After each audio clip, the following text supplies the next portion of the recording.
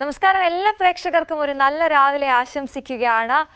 ഇന്ന് ചൊവ്വാഴ്ചയാണ്. എല്ലാവരും ഒരു വർക്കിംഗ് ഡേ ആയതുകൊണ്ട് തന്നെ എല്ലാവരും രാവിലെ പോകാനുള്ള തിരക്കിലൊക്കെ ആയിരിക്കും. പ്രത്യേകിച്ച് സ്കൂൾ കുട്ടികളൊക്കെ സ്കൂളിലേക്ക് പോകാനുള്ള തിരക്കിലൊക്കെ ആയിരിക്കും. എന്തായാലും വലിയൊരു വാർത്താ ദിനത്തിലേക്ക് എല്ലാവരെയും സ്വാഗതം ചെയ്യുകയാണ്. ഒരുപാട് വാർത്തകളുള്ള ദിവസമാണ്.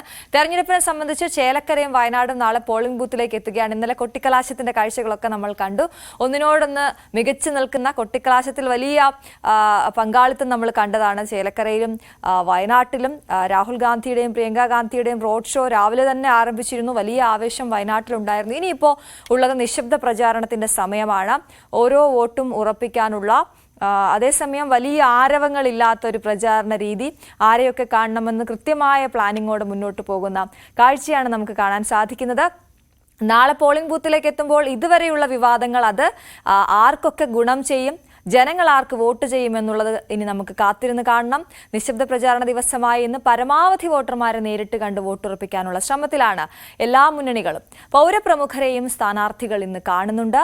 പോളിംഗ് സാമഗ്രികളുടെ വിതരണം 8 മണിയോടെ ആരംഭിക്കും എന്നാണ് അറിയാൻ സാധിക്കുന്നത്. എന്തായാലും നിരവധി ഇടങ്ങളിൽ ഈ സ്ഥാനാർത്ഥികൾ ഇപ്പോൾ പര്യടനം, അവരുടെ പ്രചരണം തുടങ്ങിക്കഴിഞ്ഞു എന്നുള്ളതാണ്. കാരണം ഇന്ന് വിശ്രമമില്ലാത്ത ദിവസമാണ്. നിശബ്ദ പ്രചാരണം എന്ന് പറയുമ്പോൾ നമ്മൾ വിചാരിക്കുന്ന പോലെ ഒട്ടും ആവേശം കുറവില്ലാത്ത, അതേസമയം വളരെ വേഗത്തിൽ പോകേണ്ട ഒരു ദിവസം കൂടിയാണ് ഇന്ന്. കൂടുതൽ ആളുകളിലേക്ക് എത്താനുള്ള ശ്രമം അവർ തുടരുകയാണ്. മറ്റു വാർത്തകളിലേക്ക് എത്തുമ്പോൾ നടൻ സിദ്ദിഖിന്റെ ജാമ്യാപേക്ഷയിൽ ഇന്ന് വിധിയുണ്ടാകും എന്നുള്ളതാണ്. ഇപ്പോൾ നമുക്കറിയാം, അദ്ദേഹം മുൻകൂർ ജാമ്യാപേക്ഷയിൽ പുറത്താണുള്ളത്. ജാമ്യം ലഭിച്ചതുമായി ബന്ധപ്പെട്ട് പുറത്താണുള്ളത്. ഇന്ന് ഇപ്പോൾ ജാമ്യാപേക്ഷ പരിഗണിക്കുമ്പോൾ അത് നിർണായകമാണ് എന്നുള്ളതാണ്. ഇതടക്കമുള്ള നിരവധി വാർത്തകളുണ്ട്. നമ്മൾ തെരഞ്ഞെടുപ്പ് വാർത്തകളിലേക്ക് തന്നെയാണ് ആദ്യം പോകുന്നത്. ചേലക്കരയെ സംബന്ധിച്ചിടത്തോളം വലിയ ആത്മവിശ്വാസം 3 മുന്നണികളും പ്രകടിപ്പിച്ചിരുന്നു ചേലക്കരയിൽ നിന്ന്. MG മിഥുൻ ചേരുകയാണ് ചേലക്കരയിൽ നിന്നും. Mithun, very good morning. ഇന്ന് നിശബ്ദ പ്രചാരണം എന്ന് പറയുമ്പോൾ ഒട്ടും സമയമില്ലാത്ത ദിവസമാണെന്ന് പറയാം. നാളെ പോളിംഗ് ബൂത്തിലേക്ക് പോകുമ്പോൾ മനസ്സിൽ എന്തൊക്കെ ഉണ്ടാകണമെന്ന് ആളുകളോട് പറയാൻ സ്ഥാനാർത്ഥികൾ എടുക്കുന്ന ദിവസമാണ് ഇന്ന്. എങ്ങനെയാണ് സ്ഥാനാർത്ഥികളുടെ പര്യടനം, എവിടെയൊക്കെയാണ്?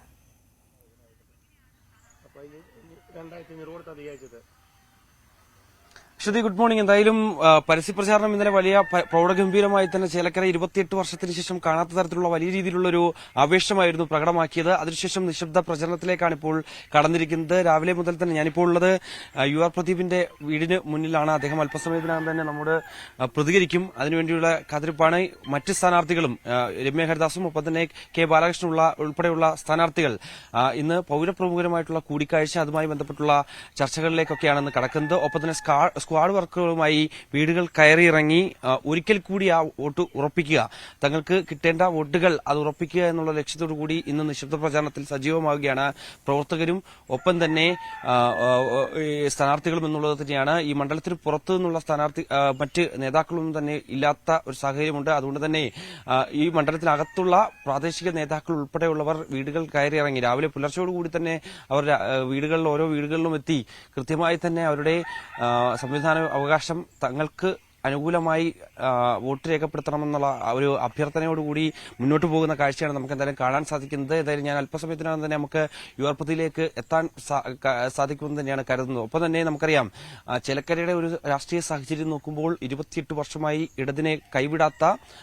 മണ്ണാണ്, ഒരു ചെങ്കോട്ട എന്ന് തന്നെ നമുക്ക് ഉറച്ചു പറയാൻ സാധിക്കുന്ന ഒരു മണ്ണുകൂടിയാണ് ചേലക്കരയുടേത്.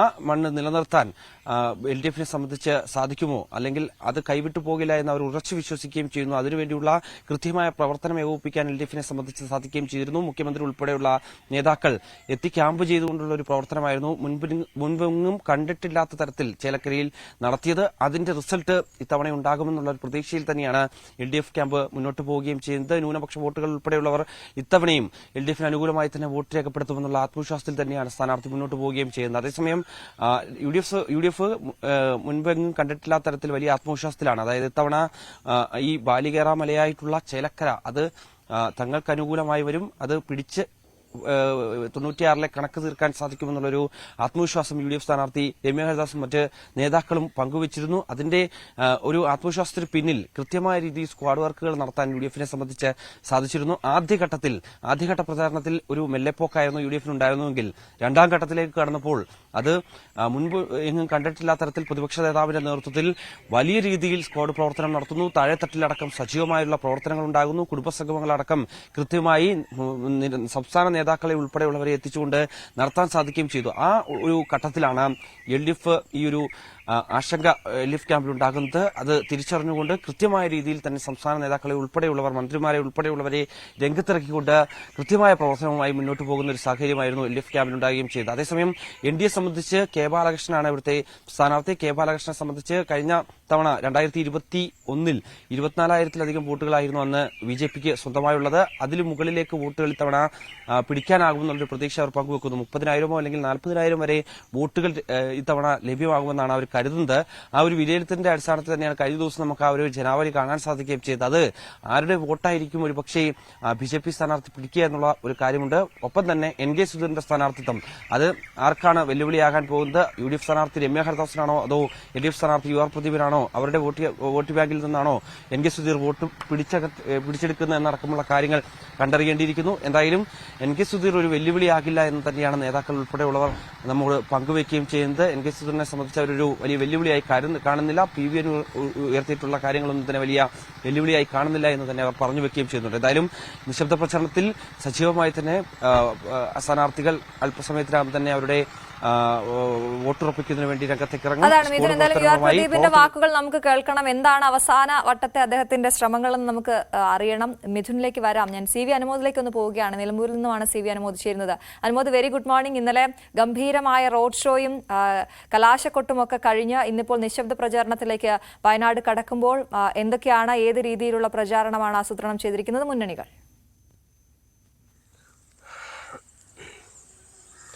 Aswathy, good morning. ഇന്നിപ്പോൾ നിശബ്ദ പ്രചരണത്തിന്റെ ദിവസമാണ്. ഏറ്റവും പ്രധാനപ്പെട്ട ഒരു കാര്യം, സ്ഥാനാർത്ഥികൾ ഇന്ന് ഈ മേഖലയിൽ പ്രത്യേകിച്ച് പ്രിയങ്ക ഗാന്ധി വയനാട് തന്നെ കേന്ദ്രീകരിച്ച് നിൽക്കുന്നു എന്നുള്ള ഒരു കാര്യം കൂടിയുണ്ട്. അതോടൊപ്പം തന്നെ പോളിംഗ് സാമഗ്രികളുടെ വിതരണം അല്പസമയത്തിനകം തന്നെ വിവിധ കേന്ദ്രങ്ങളിൽ വയനാടിന്റെ ഭാഗമായിട്ടുള്ള നിലമ്പൂരിൽ 2ഇടങ്ങളിലും വയനാട്ടിൽ 4ഇടങ്ങളിലും ഈ പോളിംഗ് സാമഗ്രികളുടെ വിതരണം ആരംഭിക്കും. Wayanad Kalpetta SKNGM school, Mananthavady Saint Patrick school, Sultan Bathery Saint Mary's college, Sultan Bathery HS എന്നീ ഇവിടങ്ങളിലാണ് വയനാട്ടിൽ ഈ പോളിംഗ് സാമഗ്രികളുടെ വിതരണമുള്ളത്. മലപ്പുറത്ത് നിലമ്പൂർ അമൽ കോളേജിലും ചുള്ളത്തറ LP സ്കൂളിലുമാണ് ഇതിൻ്റെ വിതരണം ഉള്ളത്. അപ്പോൾ ഇവിടെയെല്ലാം അതിൻ്റെ നടപടികൾ പുരോഗമിക്കുകയാണ്. അതോടൊപ്പം തന്നെ ഇന്ന് സ്ഥാനാർത്ഥികൾ നിശബ്ദ പ്രചരണമായതുകൊണ്ട് നിശ്ചയിച്ച ഇടങ്ങളിൽ അവസാനവട്ട കൂടിക്കാഴ്ചകൾക്കായിട്ടാണ് ഈ ദിവസം മാറ്റിവെച്ചിട്ടുള്ളത്. LDF സ്ഥാനാർത്ഥി ഏറനാട്, വണ്ടൂർ, നിലമ്പൂർ മണ്ഡലങ്ങളിൽ നിശ്ചയിച്ച ആളുകളെ കാണുവാൻ എത്തും എന്നാണ് നമുക്ക് അറിയാൻ സാധിച്ചിട്ടുള്ളത്. NDA സ്ഥാനാർത്ഥിയുടെയും ഇത്തരത്തിലുള്ള കൂടിക്കാഴ്ചകൾ നിശ്ചയിച്ചിട്ടുണ്ട്. പ്രിയങ്ക ഗാന്ധി വയനാട്ടിൽ നിന്ന് തുടരുന്നുണ്ട്. പക്ഷേ ഇന്ന് നിശബ്ദ പ്രചരണമായതുകൊണ്ട് തന്നെ സ്വാഭാവികമായിട്ടും മറ്റ് പ്രവർത്തനങ്ങളൊന്നും തന്നെ ഉണ്ടാവുകയില്ല. ആ കൂടിയാലോചനകളും മറ്റുമായിട്ടായിരിക്കും ഇന്നത്തെ ദിവസം ഉണ്ടാവുക. എന്നുണ്ടെങ്കിലും കഴിഞ്ഞ ദിവസത്തെ കുട്ടിക്കലാശത്ത് നമ്മൾ കണ്ടതാണ്, UDF ക്യാമ്പിന് വലിയ ആത്മവിശ്വാസം നൽകുന്ന തരത്തിലേക്കുള്ള സാഹചര്യങ്ങൾ തീർക്കാൻ അവർക്ക് സാധിച്ചിട്ടുണ്ട്. പ്രത്യേകിച്ച് രാഹുൽ ഗാന്ധിയുടെ സാന്നിധ്യം ഇന്നലെ കുട്ടിക്കലാശ ദിവസം പ്രത്യേകം എടുത്ത് പറയുന്ന ഒന്ന് തന്നെയാണ്. കാരണം അദ്ദേഹത്തിൻ്റെ വാക്കുകൾ വയനാടിനോടെയും ചേർന്ന് നിൽക്കുന്ന ഒരു വ്യക്തിയാണ് താനെന്നും വയനാടിനെ എത്രമാത്രം താൻ സ്നേഹിക്കുന്നുവെന്നും രാഷ്ട്രീയത്തിനതീതമായിട്ട് താൻ വയനാടിനൊപ്പമാണെന്നും അദ്ദേഹം എടുത്തു പറയുമ്പോൾ അദ്ദേഹത്തെ കാണുവാനും കേൾക്കുവാനും അദ്ദേഹം ആദ്യം വന്നപ്പോൾ കാണാനെത്തിയ അത്രയും ജനക്കൂട്ടം ഇപ്പോഴും കാത്തു നിൽക്കുന്നു എന്നുള്ളതൊക്കെ തന്നെ UDF-നെ സംബന്ധിച്ച് വലിയ ആത്മവിശ്വാസം നൽകുന്ന കാര്യങ്ങളാണ്. മറുവശത്ത് LDF-നാണെങ്കിലും NDA-ക്കാണെങ്കിലും വലിയ ആത്മവിശ്വാസം നൽകുന്ന ചില സാഹചര്യങ്ങൾ ഉണ്ടായിട്ടുണ്ട്. പ്രത്യേകിച്ച് മേപ്പാടിയിലെ ഭക്ഷ്യ വിതരണത്തിൻ്റെ പ്രശ്നങ്ങളും അതിനെതിരെ നടക്കുന്ന വലിയ പ്രചാരണങ്ങളുമൊക്കെ UDF-നെതിരെ വലിയ തോതിൽ തന്നെ ഉപയോഗിക്കപ്പെടുന്നത്. ഒരു പക്ഷേ അത് കൽപ്പറ്റയിലും ഈ പറയുന്ന മേൽപ്പാടിയിലുമൊക്കെ അല്പം തിരിച്ചടി അല്ലെങ്കിൽ തലവേദന UDF-ന് ഉണ്ടാക്കുമെന്ന ആശങ്കയുണ്ട്. എന്നിരുന്നാൽ തന്നെയും UDF-നെ സംബന്ധിച്ച് അവർ ലക്ഷ്യമിടുന്ന 5 ലക്ഷം എന്ന വലിയൊരു മാന്ത്രിക സംഖ്യ അത് നേടാനാകുമെന്നൊരു കണക്കൂട്ടൽ തന്നെയാണ് ഉള്ളത്. നിലവിലെ സാഹചര്യത്തിൽ അതിൽ വിള്ളൽ വീഴ്ത്തുവാൻ കഴിയുന്ന ശക്തികൾ അല്ലെങ്കിൽ അത്തരത്തിലുള്ള പ്രവർത്തനങ്ങളൊന്നും മറ്റു മുന്നണികളുടെ ഭാഗത്ത് ഉണ്ടാകുന്നില്ല എന്നും UDF വിലയിരുത്തുന്നുണ്ട്. LDF ആകട്ടെ BJP ആകട്ടെ ഈ രണ്ട് മുന്നണികൾക്കും NDA മുന്നണികൾക്കും വലിയ ഒരു വോട്ടിലെ വർധനവ് ഉണ്ടാകുമെന്നൊരു കണക്കുകൂടൽ തന്നെയാണ് ഉള്ളത്. എന്നാണെങ്കിലും ഇന്ന് ഉച്ചയോടെ പോളിംഗ് സാമഗ്രികളുടെ വിതരണങ്ങൾ പൂർത്തിയാക്കി വയനാട് വീണ്ടും തെരഞ്ഞെടുപ്പിൻ്റെ നടപടികളിലേക്ക് കടക്കുകയാണ്. വരും മണിക്കൂറുകളിൽ നമുക്ക് പോളിംഗ് സാമഗ്രികൾ വിതരണത്തിന്റെ കൂടുതൽ വിശദാംശങ്ങൾ കൂടി ലഭ്യമാക്കാനാകും. ശരി അനുമോദ്, എന്തായാലും ഒന്ന് പാലക്കാട്ടേക്ക് കൂടി പോകണം. വയനാട്ടിലും ചേലക്കരയിലും പരസ്യപ്രചാരണം പൂർത്തിയായതോടെ കൂടുതൽ നേതാക്കൾ പാലക്കാട്ടേക്ക് എത്തുകയാണ്. BJPക്ക് വേണ്ടി തേജസ്വി സൂര്യ ഇന്ന് മണ്ഡലത്തിൽ എത്തും. കർഷകരുടെ പ്രശ്നം ചൂണ്ടിക്കാട്ടിയാണ് UDFന്റെ പ്രചാരണം. വഖഫ് നിയമ ഭേദഗതിയും കാർഷിക പ്രശ്നങ്ങളും BJPയും ആയുധമാക്കുന്നുണ്ട്. പാലക്കാട്ടേത് LDF UDF മത്സരമാണെന്ന K മുരളീധരന്റെ പ്രസ്താവനയാണ് ഇടതു മുന്നണിയുടെ ആയുധം. G ശ്രീജിത്താണ് പാലക്കാട് നിന്നും ചേരുന്നത്. Sreejith, very good morning. Palakkad നമ്മൾ ഇന്നലെ ട്രാക്ടർ റാലികളൊക്കെ കണ്ടതാണ്. കർഷകരെ കേന്ദ്രീകരിച്ചുകൊണ്ടുള്ള പ്രചാരണം അവിടെ കൊഴുക്കുന്നു. കൂടുതൽ ആളുകൾ ചേലക്കരയിൽ നിന്നും വയനാട്ടിൽ നിന്നുമൊക്കെ നേതാക്കൾ അങ്ങോട്ടേക്ക് എത്തുന്നുണ്ടല്ലോ. എന്തൊക്കെയാണ്, ഏത് രീതിയിലാണ് ഇനിയുള്ള ദിവസങ്ങൾ പാലക്കാടിന്റെ? ഇനിയുള്ള ദിവസങ്ങളിൽ പാലക്കാട് തെരഞ്ഞെടുപ്പിന് ചൂട് കൂടുമെന്ന് തന്നെ പറയേണ്ടി വരും അശ്വതി. വിവാദങ്ങൾ, വലിയ വലിയ ട്രോളി വിവാദമൊക്കെ കഴിഞ്ഞ് മറ്റു ചില രാഷ്ട്രീയത്തിലേക്ക് സഞ്ചരിക്കുകയായിരുന്നു പാലക്കാട്. പ്രത്യേകിച്ച് ഇന്നലെയൊക്കെ ട്രാക്ടർ റാലിയായിരുന്നു പ്രധാന ആകർഷണം. BJPയും ഒപ്പം തന്നെ കോൺഗ്രസും ട്രാക്ടർ റാലി സംഘടിപ്പിച്ചു. അങ്ങനെ കർഷകരുടെ പ്രശ്നങ്ങൾ, ജനകീയ പ്രശ്നങ്ങളാണ് ഇവിടെ ചർച്ച ചെയ്യേണ്ടതെന്ന് ഇരു പാർട്ടികളും പറയുന്നു. ആ നിലയിൽ ആ ചർച്ച മുന്നോട്ട് കൊണ്ടുപോകാൻ അവർ ശ്രമിക്കുന്നു. ഇന്നും ഒരു കർഷക സമരത്തിൽ BJP സ്ഥാനാർത്ഥി കളക്ടറേറ്റിന് മുന്നിൽ പങ്കെടുക്കുന്നുമുണ്ട്. മാത്രമല്ല വഖഫ് ഉൾപ്പെടെ, മുനമ്പം സമരം ഉൾപ്പെടെയുള്ള വിഷയങ്ങളും താഴെത്തട്ടിൽ ആയുധമാക്കുന്നുണ്ട്. എന്തായാലും LDFനെ സംബന്ധിച്ച് വീണ് കിട്ടിയ ഒരു ആയുധം തന്നെയാണ് K മുരളീധരന്റെ സന്ദർശനം. അദ്ദേഹം സന്ദർശനത്തിന് മുന്നോടിയായി തന്നെ പറഞ്ഞിരുന്നതാണ് പാലക്കാട് LDF UDF മത്സരമാണ് എന്നുള്ളത്. അതായത് അങ്ങനെ ഒരു മത്സരമുണ്ട് എന്നുള്ളത് ഇന്നലെ വീണ്ടും ആവർത്തിച്ചപ്പോൾ AK ബാലൻ ഉൾപ്പെടെയുള്ള നേതാക്കൾ അതിനെ സ്വാഗതം ചെയ്യുകയും അത് തന്നെ പ്രചരിപ്പിക്കുകയും ചെയ്യുന്നു. BJP അപ്രസക്തമാകും, 3ാം സ്ഥാനത്തേക്ക് പോകും എന്നൊക്കെ പറഞ്ഞുകൊണ്ട് മുരളീധരൻ പറഞ്ഞതിനെ അതേപടി ആവർത്തിക്കുകയും അതിനെ പ്രചാരണത്തിൽ ഉപയോഗിക്കുകയും ചെയ്യുകയാണ് അവരുടെ ഒരു തന്ത്രം, LDFന്റെ തന്ത്രം. എന്തായാലും ഇപ്പുറത്ത് മറ്റൊന്നുള്ളത്, കൂടുതൽ നേതാക്കൾ ഇപ്പോൾ വയനാട്ടിലും ചേലക്കരയിലും ഒക്കെ പ്രചരണം നടത്തിയ പല നേതാക്കളും ഇവിടേക്ക് എത്തുന്നുണ്ട്. പല BJPയുടെ പല നേതാക്കളും എത്തുന്നുണ്ട്. കോൺഗ്രസിൻ്റെയും ഒക്കെ തന്നെ പല നേതാക്കളും എത്തുന്നുണ്ട്. അവസാന ആഴ്ചയാണ്. അതിനിടെ നാളെ കൽപ്പാത്തി 1ാം തേരാണ്. അപ്പോൾ ഇനി 1-2 ദിവസം കൽപ്പാത്തിയുടെ കൂടി ഒരു മൂഡുണ്ടാകും പാലക്കാട് നിന്ന്. പാലക്കാട് സംഭവങ്ങൾക്കും തെരഞ്ഞെടുപ്പ് പ്രചരണങ്ങൾക്കും സ്ഥാനാർത്ഥികളൊക്കെ തന്നെയും അവിടേക്ക് കൂടി പോയിട്ടുള്ള ഒരു പ്രചരണ രീതികളായിരിക്കും ഉണ്ടാകുക എന്ന് തന്നെ പറയേണ്ടി വരും. എന്തായാലും വളരെ ആവേശപൂർവ്വം അവസാന ഘട്ടത്തിലേക്ക്, അവസാന ആഴ്ചയിലേക്ക് പ്രചരണത്തിലെത്തുന്നു. മുഖ്യമന്ത്രി 16-നും 17-നും പാലക്കാടുണ്ടാകും.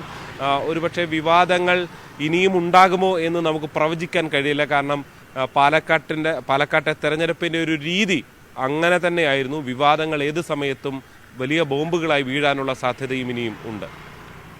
അശ്വതി, ശ്രീജിത്ത്, പാലക്കാടിനെ സംബന്ധിച്ചിടത്തോളം ഈ കൽപ്പാത്തി രഥോത്സവത്തിന്റെ സമയം കൂടിയാണല്ലോ ഇത്. കൂടുതൽ ആളുകൾ ഇന്നലെയൊക്കെ ഈ രഥസംഗമത്തിന് സ്ഥാനാർത്ഥികളും അവിടെ സംഗമിക്കുന്ന കാഴ്ചയൊക്കെ നമ്മൾ കണ്ടതാണ്. അപ്പോൾ ഒരു സൗഹൃദത്തിന്റെ കൂടി ഒരു കാലമാണോ പാലക്കാട്? അങ്ങനെ തന്നെ നമ്മൾ കരുതണമോ?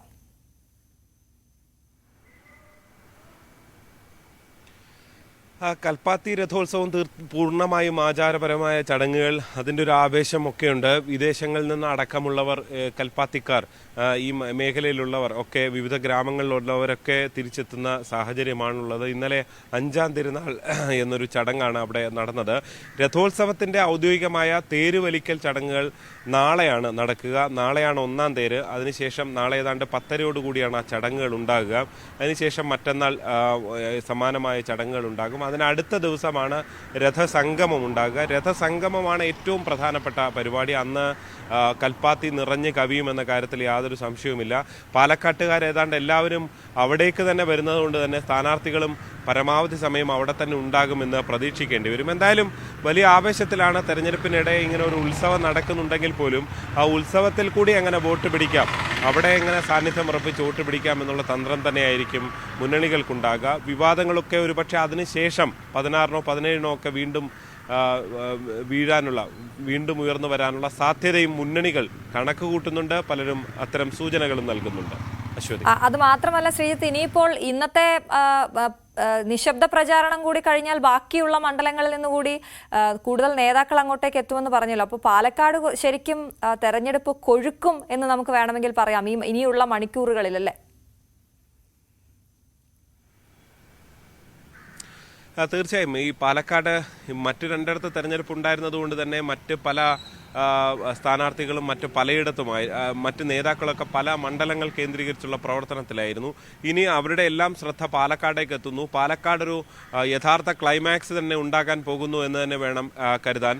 എന്തായാലും ദേശീയ നേതാക്കളെ അവസാന നിമിഷം കൊണ്ടുവരുമോ എന്ന് വ്യക്തമല്ല. ഇപ്പോൾ പ്രിയങ്ക ഗാന്ധിയും രാഹുൽ ഗാന്ധിയുടെയൊക്കെ കാര്യങ്ങൾ ഇവിടെ അടക്കം പറച്ചിലുകളായി വരുന്നുണ്ട്. പക്ഷേ ദേശീയ നേതാക്കൾ അങ്ങനെ ഉപതെരഞ്ഞെടുപ്പിൽ കാര്യമായ പ്രചരണത്തിന് എത്താറില്ല എന്ന് പറയുന്നുണ്ട്.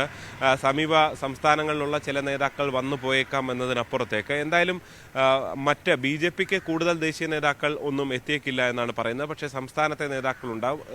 സമീപ സംസ്ഥാന ഇപ്പോൾ തമിഴ്നാട്ടിൽ നിന്നോ അങ്ങനെ കർണാടകത്തിൽ നിന്നോ ഒക്കെയുള്ള നേതാക്കൾ ഒരുപക്ഷെ വന്നേക്കാം. അവരുടെ എല്ലാം ദേശീയ നേതാക്കളുടെ മുഴുവൻ ശ്രദ്ധയും മഹാരാഷ്ട്ര ഒപ്പം തന്നെ ജാർഖണ്ഡ് തെരഞ്ഞെടുപ്പിലാണ് എന്നുള്ളതാണ്. അവരെ സംബന്ധിച്ച് അതാണ് കൂടുതൽ പ്രാധാന്യം എന്നുള്ളതും പ്രധാനപ്പെട്ടതാണ്. എന്തായാലും ഇവിടേക്ക് സംസ്ഥാനത്തെ നേതാക്കളുടെ ഒരു വലിയ കുത്തൊഴുക്കുണ്ടാകും. ഇന്നലെ തന്നെ കെ മുരളീധരൻ വന്നുപോയി. ഇനി വരുമോ എന്ന ചോദ്യത്തിന് അദ്ദേഹം വീണ്ടും ഒരു സസ്പെൻസ് നിർത്തിയിരിക്കുകയാണ്. കൊട്ടിക്കലാശത്തിന് തൊട്ടു മുമ്പ് വരാം, അതിനുവേണ്ടിയാണ് ഈ ഇന്നലെ ഒക്കെയായി വന്നത്. നേരത്തെ 13 ഇവിടുത്തെ തീയതി തീരുമാനിച്ചിരുന്നത്. അങ്ങനെയാണ് ഒരു ഇലക്ഷൻ ഡേ ഇവിടേക്കുള്ള യാത്രയുടെ പ്ലാൻ അദ്ദേഹം തീരുമാനിച്ചതെന്ന് പറയുന്നു. അപ്പോൾ ഇനിയും ചിലപ്പോൾ കെ മുരളീധരൻ വന്നേക്കാം. അങ്ങനെ പല പല സംഭവങ്ങളും പല പല നേതാക്കളുടെയും ഒക്കെ സാന്നിധ്യം കൊണ്ട് കൂടുതൽ കളറാകും അവസാന ലാപ്പ് പാലക്കാട് എന്നതിൽ സംശയമില്ല. അശ്വതി. ശരി ശ്രീജിത്ത്, എന്തായാലും പാലക്കാടിന്റെ വിശേഷങ്ങളാണ്. പാലക്കാട് ഇനിയുള്ള ദിവസങ്ങൾ കൂടുതൽ കളറാകും എന്നത് തന്നെയാണ് നമുക്ക് മനസ്സിലാകുന്നത്. കൂടുതൽ നേതാക്കൾ അവിടേക്ക് എത്തുമ്പോൾ ചേലക്കരയിലേക്ക് നമുക്ക് ഒരിക്കൽ കൂടി പോകണം. മിഥുൻ, ഈ അടിയൊഴുക്കുകൾ എപ്പോഴും നമ്മൾ പ്രതീക്ഷിക്കുന്ന ദിവസമാണല്ലോ ഈ നിശബ്ദ പ്രചാരണത്തിന്റെ ദിവസം, അല്ലെങ്കിൽ വോട്ടിങ്ങിന് തലേദിവസം എന്നൊക്കെ പറയുന്നത്. ഇന്ന് നമ്മൾ അങ്ങനെ ഈ പൗരപ്രമുഖരെയൊക്കെ കാണുന്നുണ്ട്. അങ്ങനെ എന്തെങ്കിലും ഒരു അട്ടിമറിയൊക്കെ അവിടെ നമുക്ക് നമ്മൾ പ്രതീക്ഷിക്കുന്നുണ്ടോ? ഒരു ചേലക്കരയിൽ ഇത്രയും ദിവസം അവിടെ നിന്ന് ആ പ്രചാരണമൊക്കെ കണ്ട് അവിടുത്തെ തെരഞ്ഞെടുപ്പ് രീതിയൊക്കെ കണ്ട ഒരാളെന്ന നിലയിൽ എന്താണ് മിഥുന്റെ ഒരു വിലയിരുത്തൽ ചേലക്കരയെ സംബന്ധിച്ചിടത്തോളം?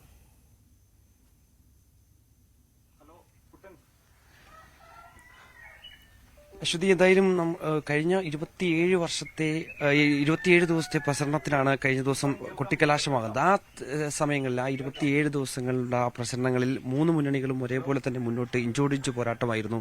ഒരു വീറും വാശിയും നിറഞ്ഞ തരത്തിലുള്ളൊരു പ്രകടനമായിരുന്നു ഈ സ്ഥാനാർത്ഥികളുടെയും ഒപ്പം തന്നെ മുന്നണികളുടെയും ഭാഗത്തുനിന്ന് ഉണ്ടായത്. പ്രവർത്തകരൊക്കെ അതിഗംഭീരമായി പ്രൗഢോജ്വലമായ സ്വീകരണമാണ് പല ഇടങ്ങളിലും സ്ഥാനാർത്ഥികൾക്ക് സ്വീകരണമായി നൽകുകയും ചെയ്തത്. അത് മുൻപൊന്നും തന്നെ ചേലക്കരയിൽ കണ്ടിട്ടില്ല. അതാണ് ഇത്തരത്തിൽ വലിയ ആത്മവിശ്വാസത്തിലേക്ക് മറ്റു മുന്നണികളെ കൂടി എത്തിക്കുന്നത്. സ്വാഭാവികമായും നമുക്കറിയാം, ഒരു ചെങ്കോട്ടയാണ് ചേലക്കര എന്ന് പറയുന്നത്. ആ ചെങ്കോട്ട കൈവിട്ടു പോകുമെന്ന് ചിന്തിക്കാൻ പോലും കഴിയാത്ത ഒരവസ്ഥയാണ് LDFനെ സംബന്ധിച്ചുള്ളത്. അത്തരത്തിൽ ഏതെങ്കിലും തരത്തിലൊരു അട്ടിമറി ഉണ്ടായാൽ അത് LDFനെ സംബന്ധിച്ച്, മുഖ്യമന്ത്രിയെ സംബന്ധിച്ച്, CPMനെ സംബന്ധിച്ച് വലിയ പ്രതിസന്ധിയിലേക്കായിരിക്കും തള്ളിവിടുക എന്നുള്ളതാണ് ഏറ്റവും പ്രധാനപ്പെട്ട കാര്യം. അങ്ങനെയാണ് ഈ ഒരു സാഹചര്യം നിലവിൽ ഇവിടെയുള്ളത്. അതുകൊണ്ട് തന്നെയാണ് അത് കൈവിടാതിരിക്കുന്നതിന് വേണ്ടി പരമാവധി ആളുകളെ എത്തിച്ച് പരമാവധി ബൂത്ത് തലങ്ങളിലടക്കം 157 ബൂത്തുകളാണ് ചേലക്കരയിലുള്ളത്. ആ 157 ബൂത്തുകളിലും കൃത്യമായ പ്രവർത്തനം ഏകോപിപ്പിക്കാൻ സാധിച്ചു എന്നുള്ളത് LDFനെ സംബന്ധിച്ച് അവരുടെ പ്രതീക്ഷ വീണ്ടും ഈ ഉരുക്കുകോട്ട ഉറച്ചു തന്നെ നിൽക്കുമെന്നുള്ള പ്രതീക്ഷ അവർ പങ്കുവയ്ക്കുകയും ചെയ്യുന്നുണ്ട്. അതേസമയം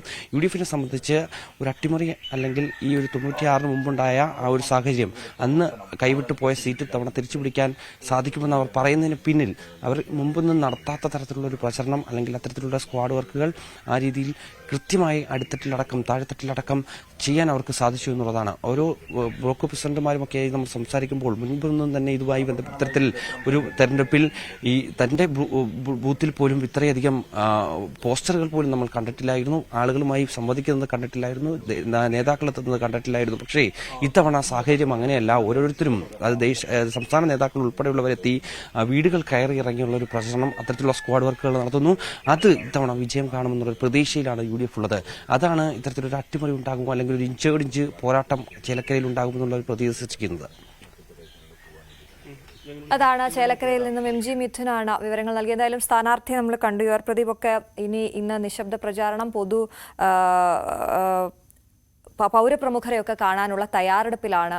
ഇന്ന് നിർണായകമായൊരു ദിവസമാണ് നിശബ്ദ പ്രചാരണം എന്നത്. അതുകൊണ്ട് തന്നെ അവർ വളരെ വേഗത്തിൽ കൂടുതൽ ആളുകളിലേക്ക് എത്താനുള്ള ശ്രമത്തിലുമാണ്. അവിടെ നിന്ന് MG മിഥുനാണ് വിവരങ്ങൾ നൽകിയത്. നമുക്കൊരു വളരെ പ്രധാനപ്പെട്ട വാർത്തയിലേക്കാണ് നമ്മൾ പോകുന്നത്. കേരളത്തിലെ ഒരു കായലിലും സീപ്ലെയിൻ അനുവദിക്കില്ല എന്ന നിലപാടിലാണ് CPI ആലപ്പുഴ ജില്ലാ സെക്രട്ടറി TJ ആഞ്ചലോസ്. സീപ്ലെയിൻ വിഷയത്തിൽ CPIയുടെ മുൻ നിലപാടിൽ മാറ്റമില്ല എന്ന് അദ്ദേഹം പറയുന്നു. ഉടൻ തന്നെ ഭാവി പരിപാടികൾ ആരംഭിക്കാൻ മത്സ്യത്തൊഴിലാളി മേഖലയിലെ വിവിധ സംഘടനകൾ ഈ മാസം 20-ന് യോഗം ചേരുമെന്നും അദ്ദേഹം പറഞ്ഞു.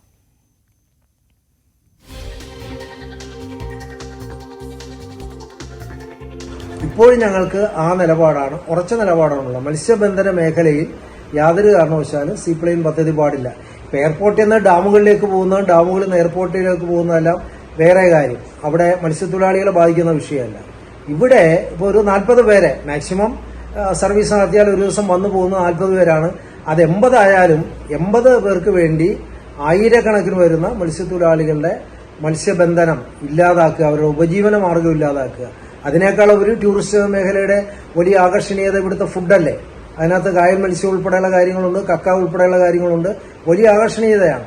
അപ്പൊ അതെല്ലാം പൂർണ്ണമായി ഇല്ലാതാക്കുക എന്ന് പറഞ്ഞാൽ മറ്റൊരു തൊഴിലേക്ക് അവർക്ക് എളുപ്പാൻ കഴിയില്ല. ഇപ്പോൾ കൊച്ചിയിൽ ഇതിന്റെ ഇനാഗുറേഷൻ നടക്കുമ്പോൾ തന്നെ മണിക്കൂറുകളോളം മറ്റ് യാത്രക്കാരെ ബന്ദികളാക്കി വെച്ചുവല്ലോ.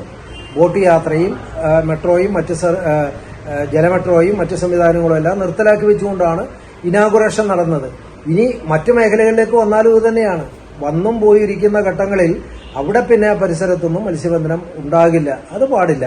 അതുകൊണ്ട് ഈ മേഖല ഒഴിവാക്കി മറ്റേതെങ്കിലും മേഖല തിരഞ്ഞെടുക്കുന്നതിനോട് ഞങ്ങൾക്ക് തടസ്സമില്ല. മറിച്ച് മറ്റെവിടെയെങ്കിലും സ്വകാര്യമായ തരത്തിൽ ഇപ്പോൾ മിനി എയർപോർട്ടുകൾ നിർമ്മിച്ച് അവിടെ ഇറങ്ങാമല്ലോ. മിനി എയർപോർട്ടുകളിൽ വരാം, സംവിധാനം ഉണ്ടാക്കാം. വാട്ടർ ഡോമുകൾ ഉണ്ടാക്കി മത്സ്യബന്ധന മേഖലയിൽ കായലിൽ അത് പാടില്ല എന്നുള്ള നിലപാടാണ് ഞങ്ങൾക്ക് അന്നുള്ളത്. ഇന്നും അതേ നിലപാടാണ്. അപ്പൊ ഈ കൊച്ചിയിൽ ഇത് ഇറക്കുമ്പോഴത്തേക്കും ഇത് പോകുന്ന സമയത്ത് വന്നുള്ള പ്രശ്നങ്ങൾ ഉണ്ടായിരുന്നല്ലോ. അപ്പൊ അത്തരം പ്രശ്നങ്ങൾ എന്താണ് ഇനി മത്സ്യത്തൊഴിലാളി യൂണിയന്റെയും ഒക്കെ AITUസിയുടെ നേതൃത്വത്തിലൊക്കെ ഉള്ള തീരുമാനങ്ങൾ എന്താണ്? വരും ദിവസങ്ങൾ എന്ത് കൂടിയാലോചനകളാണ് നിങ്ങൾ? ഞങ്ങള് ഫിഷറീസ് കോർഡിനേഷൻ കമ്മിറ്റിയുണ്ട്. അതിനകത്ത് കക്ഷി രാഷ്ട്രീയത്തിന് അതീതമായി എല്ലാ ട്രേഡ് യൂണിയനുകളും ഉണ്ട്, ധീവരസഭ പോലുള്ള പ്രധാനപ്പെട്ട സംഘടനകളുണ്ട്. ഇവരെല്ലാവരും കൂടി യോജിച്ചാണ് 2013 സമരം സംഘടിപ്പിച്ചത്. തുടർന്നുള്ള വിഷയങ്ങളിലും ഈ സമിതി നിലനിൽക്കുകയാണ്. ഞങ്ങൾക്ക് രാഷ്ട്രീയമായി അല്ലെങ്കിൽ മറ്റു തരത്തിൽ പലതരത്തിലുള്ള തർക്കങ്ങളും ഉണ്ടെങ്കിലും മത്സ്യമേഖലയിൽ വരുന്ന വിഷയങ്ങൾ ഞങ്ങൾ ഒന്നിച്ചാണ് ചർച്ച ചെയ്ത് തീരുമാനം എടുക്കുന്നത്. 20-ാം തീയതി ആ കോർഡിനേഷൻ കമ്മിറ്റി യോഗം ചേരണം എന്ന് തീരുമാനിച്ചിട്ടുണ്ട്. ആ യോഗത്തിൽ വെച്ച് ചർച്ച ചെയ്ത് കൂട്ടായ ഒരു തീരുമാനത്തിലൂടെ ഞങ്ങൾ മുന്നോട്ട് പോകും. ഇതിനകത്ത് അഭിപ്രായ വ്യത്യാസങ്ങളൊന്നും നിലവിലില്ല, ഇനി ഉണ്ടാകുകയില്ല. ആലപ്പുഴയിൽ എവിടെയും കായലിൽ ആലപ്പുഴയിൽ എവിടെയും അനുവദിക്കാൻ കായലിൽ പാടില്ല എന്നുള്ള നിലപാടാണ്. ആലപ്പുഴ മാത്രമല്ല, മത്സ്യബന്ധനം നടക്കുന്ന കേരളത്തിലെ കായലുകളിൽ ഈ പദ്ധതി പാടില്ല എന്നുള്ള നിലപാടാണ് ഞങ്ങൾക്കുള്ളത്. വാർത്തയുടെ വിശദാംശങ്ങളുമായി ശരണ്യ സ്നേഹജൻ ചേരുന്നു. Saranya, good morning. ഇന്നലെ സീപ്ലെയിൻ ഉയർന്നു പൊങ്ങിയപ്പോൾ വലിയ അഭിമാനത്തോടെ 2 മന്ത്രിമാർ അതിലുണ്ടായിരുന്നു. അവർ ഇറങ്ങി വന്ന ശേഷം വിനോദസഞ്ചാര മേഖലയ്ക്ക് അത്രത്തോളം കുതിപ്പ് പകരുന്ന ഒരു പദ്ധതിയാണ് ഇത് എന്ന രീതിയിലായിരുന്നു പ്രതികരിച്ചിരുന്നത്. അതേസമയം ഈ CPI അവരുടെ പഴയ നിലപാടിൽ, അതായത് ഉമ്മൻചാണ്ടി സർക്കാർ ഈ സീപ്ലെയിൻ കൊണ്ടുവന്ന സമയത്ത് എതിർത്തത് എന്ത് കാരണം കൊണ്ടാണോ അതേ കാരണം കൊണ്ട് എതിർക്കുകയാണ് അല്ലേ TJ ആഞ്ചലോസ്?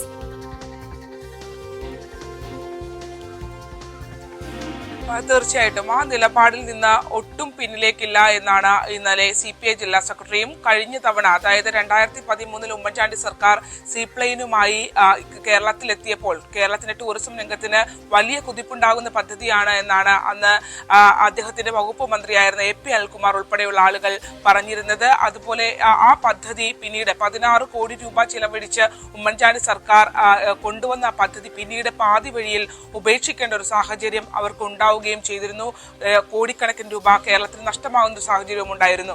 അന്ന് പ്രധാനമായും മത്സ്യത്തൊഴിലാളികൾ പറഞ്ഞൊരു കാരണം, ആലപ്പുഴയിൽ ഇത്തരത്തിൽ മത്സ്യപ്രജനന മേഖലയിൽ, കക്ക പ്രജനന മേഖലയിൽ ഇത്തരത്തിലൊരു സീപ്ലെയിൻ ഇറങ്ങാനായി അനുവദിക്കില്ല, അതിന് വ്യക്തമായ പഠനം വേണം എന്നുള്ളതാണ്. നമ്മൾ അന്ന് കണ്ടതാണ്. ഒരുമിച്ചാണ് CPIയും CPMും അടക്കം PP ചിത്രഞ്ജന്റെ നേതൃത്വത്തിൽ CITUവും ഒപ്പം തന്നെ TJ ആഞ്ചലോസിന്റെ നേതൃത്വത്തിൽ AITUസിയും ധീവരസഭയും ഒക്കെ ഒരുമിച്ച് ചേർന്നാണ് അന്ന് വലിയ പ്രതിഷേധം നമ്മുടെ കായലുകൾ സംഘടിപ്പിച്ചത്. എന്നാൽ ആ നിലപാടിൽ നിന്ന് CPM കഴിഞ്ഞ ദിവസം പിന്നോട്ട് പോയിരുന്നു. PP ചിത്തരഞ്ജൻ പറഞ്ഞത് മത്സ്യബന്ധന മേഖല, പ്രജനന മേഖലയിൽ അല്ലാതെ സീപ്ലെയിൻ ഇറങ്ങിയാൽ തങ്ങൾക്ക് പ്രശ്നമില്ല, കായലിലെ വിവിധ ഭാഗങ്ങളിൽ ഇറക്കാൻ കഴിയുമെന്നാണ്. എന്നാൽ PP ചിത്തരഞ്ജനെ കൂടി ഖണ്ഡിച്ചുകൊണ്ടാണ് ഇപ്പോൾ TJ ആഞ്ചലോസ്, CPIയുടെ ജില്ലാ സെക്രട്ടറി കൂടിയായ TJ ആഞ്ചലോസ് കടുത്ത നിലപാടിലേക്ക് അവർ മാറുന്നു എന്ന് വ്യക്തമാക്കിയിട്ടുള്ളത്. അതായത് അത്തരത്തിൽ മത്സ്യപ്രജനന മേഖലയില്ലാത്ത ഒരിടവും കായലിലില്ല. അതുകൊണ്ട് തന്നെ കായലിൽ കായലിൽ എവിടെയും സീപ്ലെയിൻ ഇറക്കാൻ അനുവദിക്കില്ല എന്ന നിലപാട് കടുപ്പിച്ചുകൊണ്ടാണ് അവർ വ്യക്തമാക്കുന്നത്. മാത്രമല്ല കായലിൽ ഇപ്പോൾ ഡാമുകളിൽ നിന്ന് ഇന്നലെ ഉദ്ഘാടനം ചെയ്തത് ബോൾഗാട്ടിയിൽ നിന്നും മാട്ടുപ്പെട്ടി ഡാമിലേക്കായിരുന്നു. ഡാമുകളിലേക്ക് ഇത്തരത്തിൽ എയർപോർട്ടിൽ നിന്ന് ഡാമുകളിലേക്ക് ഇത്തരത്തിൽ സീപ്ലെയിനുകൾ പോകുന്നതിന് പ്രശ്നമില്ല. പക്ഷേ ഇന്നലെ ബോൾഗാട്ടിയിൽ അത്തരത്തിൽ സീപ്ലെയിൻ പറക്കലുമായി ബന്ധപ്പെട്ട് പലയിടങ്ങളിലും നിയന്ത്രണമുണ്ടായിരുന്നു. മത്സ്യബന്ധന യാനങ്ങൾക്ക് നിയന്ത്രണമുണ്ടായിരുന്നു. ഒപ്പം തന്നെ അവിടെ എത്തിയിരിക്കുന്ന സഞ്ചാരികൾക്ക് സഞ്ചരിക്കുന്ന ബോട്ടുകൾക്കടക്കം നിയന്ത്രണമുണ്ടായിരുന്നു. അതുകൊണ്ട് തന്നെ ഇന്നലെ തന്നെ ആളുകളെ ബന്ധനസ്ഥരാക്കി വെക്കുന്ന ഒരു സംഭവമാണ് ഇന്നലെ ഈ സീപ്ലെയിൻ ഉദ്ഘാടന സമ്മേളനവുമായി ബന്ധപ്പെട്ട് തന്നെ ഉണ്ടായിട്ടുള്ളത്. 10-80 ആളുകൾ ഒരുപക്ഷെ സീപ്ലെയിനിൽ കയറി വിവിധ ടൂറിസ്റ്റ് കേന്ദ്രങ്ങളിൽ ഇപ്പോൾ ശ്രീ ടി.ജെ. ആഞ്ചലോസ് തന്നെ നമുക്കൊപ്പം ചേരുകയാണ് ടെലിഫോൺ ലൈനിൽ. Good morning sir. നമ്മളിപ്പോൾ ഈ ചർച്ച ചെയ്യുന്നത് ഇന്നലെ വലിയ വികസന നേട്ടം എന്ന രീതിയിൽ അല്ലെങ്കിൽ വിനോദസഞ്ചാരത്തിനൊരു പുതിയ മുഖം എന്ന രീതിയിൽ നമ്മൾ സീപ്ലെയിൻ ലോഞ്ച് ചെയ്ത് അതിന്റെ പരീക്ഷണ പറക്കൽ വിജയകരമാകുമ്പോൾ ഇത്തരത്തിൽ ഇത് അനുവദിക്കില്ല അല്ലെങ്കിൽ അത് ആലപ്പുഴയിലേക്ക് കൊണ്ടുവരേണ്ട മത്സ്യത്തൊഴിലാളികളെ ബാധിക്കുമെന്ന താങ്കളുടെ വാക്കുകൾ അത് വളരെ പ്രസക്തമാണ്. എന്താണ്, ഏത് രീതിയിൽ മുന്നോട്ട് പോകാനാണ് താങ്കളുടെ നീക്കം? അല്ല, ഞങ്ങള് സീപ്ലെയിൻ പദ്ധതിക്കെതിരല്ല. ടൂറിസം മേഖലയുമായി ബന്ധപ്പെട്ട് സീപ്ലെയിൻ പദ്ധതി വിവിധ മേഖലകളിൽ നടപ്പിലാക്കുന്നതിനോട് യാതൊരു എതിർപ്പും നേരത്തെയും പ്രകടിപ്പിച്ചിട്ടില്ല, ഇപ്പോഴും ഇല്ല. ഇപ്പൊ എയർപോർട്ടുകളിൽ നിന്ന് ഡാമുകളിലേക്കോ ഡാമുകളിൽ നിന്ന് എയർപോർട്ടുകളിലേക്കോ വനമേഖലയിലേക്കോ ഒക്കെ സീപ്ലെയിൻ പദ്ധതി നടത്തുന്നതിനൊന്നും എതിർപ്പില്ല. മറിച്ച് അന്നും ഇന്നും ഞങ്ങൾ സ്വീകരിക്കുന്ന നിലപാട് മത്സ്യബന്ധന മേഖലയിൽ അത് പാടില്ല എന്നുള്ളതാണ്. ആയിരക്കണക്കിന് മത്സ്യത്തൊഴിലാളികളും കക്കാവാര് തൊഴിലാളികളും പണിയെടുക്കുന്ന മേഖലകളിൽ വാട്ടർ ഡ്രോം ഉണ്ടാക്കുക, ആ വാട്ടർ ഡ്രോമിലേക്ക് പിന്നീട് സീപ്ലെയിൻ ലാൻഡ് ചെയ്യുന്ന സമയത്ത് അല്ലെങ്കിൽ ആ വാട്ടർ ഡ്രോമിലേക്ക് സീപ്ലെയിൻ കടന്നു വരുന്ന ഘട്ടങ്ങളിൽ ആ പരിസരത്ത് പൂർണ്ണമായും മത്സ്യബന്ധന യാനങ്ങൾക്ക് നിരോധനം ഏർപ്പെടുത്തുക, അതായിരുന്നു നേരത്തെ ആവിഷ്കരിച്ചത്. ഇപ്പോഴും അതേ രീതിയിലാണെങ്കിൽ ഞങ്ങളുടെ എതിർപ്പുണ്ടാകും. കാരണം മത്സ്യബന്ധന മേഖല വേറെ എവിടെയെങ്കിലും പോയിട്ട് സീപ്ലെയിൻ പല മേഖലകളിലും കൊണ്ടുവരാൻ കഴിയും. എന്നാൽ മത്സ്യത്തൊഴിലാളികൾക്ക് മത്സ്യബന്ധന മേഖലയിൽ കായലുകളെ ആശ്രയിച്ച് മുന്നോട്ട് പോകാൻ കഴിയത്തുള്ളല്ലോ. അവരുടെ ഉപജീവന മാർഗമല്ലേ, അതല്ലാതെ എങ്ങനെ മുന്നോട്ട് പോകും? അതുകൊണ്ടാണ് മത്സ്യബന്ധന കേന്ദ്രങ്ങളിൽ പാടില്ല എന്നുള്ളൊരു നിലപാട് നേരത്തെ ഇപ്പോഴും ഞങ്ങൾ സ്വീകരിക്കുന്നത്. അതെ, ശ്രീ ടി.ജെ. ആഞ്ചലോസ്, അപ്പോൾ ഇത്തരത്തിലൊരു പദ്ധതി വരുമ്പോൾ ഇങ്ങനെ അത് മത്സ്യത്തൊഴിലാളികളെ ബാധിക്കുന്നതാണ് എന്നൊക്കെ മന്ത്രിമാർക്ക് അറിയുന്ന കാര്യമല്ലേ? പ്രത്യേകിച്ച് ഇടതുപക്ഷം അതിനെ ശക്തിയുക്തം എതിർത്തതാണ്. മുൻപ് ഉമ്മൻചാണ്ടി സർക്കാർ ഇത് കൊണ്ടുവന്നപ്പോൾ ഇത് പറ്റില്ല എന്ന് പറഞ്ഞുകൊണ്ട് കൃത്യമായ കാരണമുണ്ടായിരുന്നു. താങ്കൾ പറഞ്ഞതുപോലെ മത്സ്യത്തൊഴിലാളികളെ ബാധിക്കുമെന്നുള്ളത്. അപ്പോൾ ഈ പദ്ധതി വീണ്ടും അത് കൊണ്ടുവരുമ്പോൾ ഇതൊക്കെ അവർ ശ്രദ്ധിക്കേണ്ടതായിരുന്നില്ല, അല്ലെങ്കിൽ നിങ്ങളുമായി ഒരു ചർച്ചയും നടന്നിരുന്നില്ലേ? ഇടതുപക്ഷവും വലതുപക്ഷവും എന്ന തരത്തിലല്ല, മത്സ്യത്തൊഴിലാളി മേഖലയിൽ എല്ലാ സംഘടനകളും യോജിച്ചാണ് ഞങ്ങളത് മുന്നോട്ട് പോയത്. ഇപ്പോഴും ഞങ്ങൾ അതേ നിലപാടാണ്, എല്ലാവരും യോജിച്ചാണ് ആ വിഷയത്തിൽ നിൽക്കുന്നത്. അന്നും മത്സ്യത്തൊഴിലാളി മേഖലയിലെ സംഘടനകളുമായി യാതൊരു ചർച്ചയും ഉണ്ടായിരുന്നില്ല. ഇപ്പോഴും മത്സ്യത്തൊഴിലാളി മേഖലയിലെ സംഘടനകളുമായി യാതൊരു ചർച്ചയും നടന്നിട്ടില്ല. ചർച്ചയ്ക്ക് പ്രസക്തിയില്ല. കാരണം മത്സ്യബന്ധന മേഖലയിൽ സീപ്ലെയിൻ പദ്ധതി ആരംഭിക്കുക എന്നുള്ളതിനോടുള്ള എതിർപ്പ് അന്നും ഇന്നും നിലനിൽക്കുകയാണ്. 10,000-കണക്കിന് വരുന്ന തൊഴിലാളികളെയും കക്കാവാരി തൊഴിലാളികളെയും ഉപജീവന മാർഗമാണ്. ചർച്ചയ്ക്ക് പ്രസക്തിയില്ലെന്ന് താങ്കൾ പറയുന്നത് മനസ്സിലായില്ല. കാരണം താങ്കൾ നേരത്തെ പറഞ്ഞതുപോലെ ഡാമുകളിലേക്കോ അല്ലെങ്കിൽ മത്സ്യത്തൊഴിലാളികളെ ബാധിക്കാത്ത മേഖലകളിലേക്കോ ഒക്കെ ഇത് നടത്താമല്ലോ, വിനോദസഞ്ചാരത്തിന്റെ ഭാഗമാണെങ്കിൽ. അത്തരം കാര്യങ്ങൾ ചർച്ചയിൽ ഉയർന്നു വരുമായിരുന്നല്ലോ. അതെ, ഞങ്ങൾ അന്നും ഇന്നും അതേ നിലപാടാണ് സ്വീകരിച്ചിട്ടുള്ളത്. സീപ്ലെയിൻ പദ്ധതി കേരളത്തിൽ പാടില്ല എന്നുള്ളൊരു നിലപാട് ഞങ്ങൾ സ്വീകരിച്ചിട്ടില്ല. അത് വ്യാജ പ്രചരണമാണ്. മത്സ്യത്തൊഴിലാളി മേഖലയിൽ അത് ആവശ്യമില്ല എന്നുള്ളതാണ്. മറ്റെത്രയോ മേഖലകളിൽ നടപ്പിലാക്കാവുന്നതാണ്. അതേ നിലപാടാണ് ഞങ്ങൾക്കുള്ളത്. ശരി, വളരെയധികം നന്ദി ശ്രീ ടി.ജെ. ആഞ്ചലോസ് ഞങ്ങളോട് സംസാരിച്ചതിന്. എന്തായാലും അദ്ദേഹം നേരത്തെയുള്ള നിലപാടിൽ CPI ഉറച്ചു നിൽക്കുന്നു എന്നുള്ളതാണ് പറയുന്നത്. ശരണ്യ, ഈ സീപ്ലെയിൻ പദ്ധതിക്ക് CPI എതിരല്ല, പക്ഷെ മത്സ്യത്തൊഴിലാളികളെ ബാധിക്കുന്ന കാര്യവുമായി മുന്നോട്ട് പോകാൻ അവർ സമ്മതിക്കില്ല എന്നത് ആവർത്തിക്കുകയാണ്. ഇത് ഏത് രീതിയിലായിരിക്കും മുന്നണിയിൽ ഈ വിഷയം വരിക? പ്രത്യേകിച്ച് ഒരു അഭിമാന പദ്ധതിയായൊക്കെ ഈ തെരഞ്ഞെടുപ്പിന് മുന്നോടിയായി സീപ്ലെയിൻ പരീക്ഷണ പറക്കലൊക്കെ നടന്ന സാഹചര്യത്തിൽ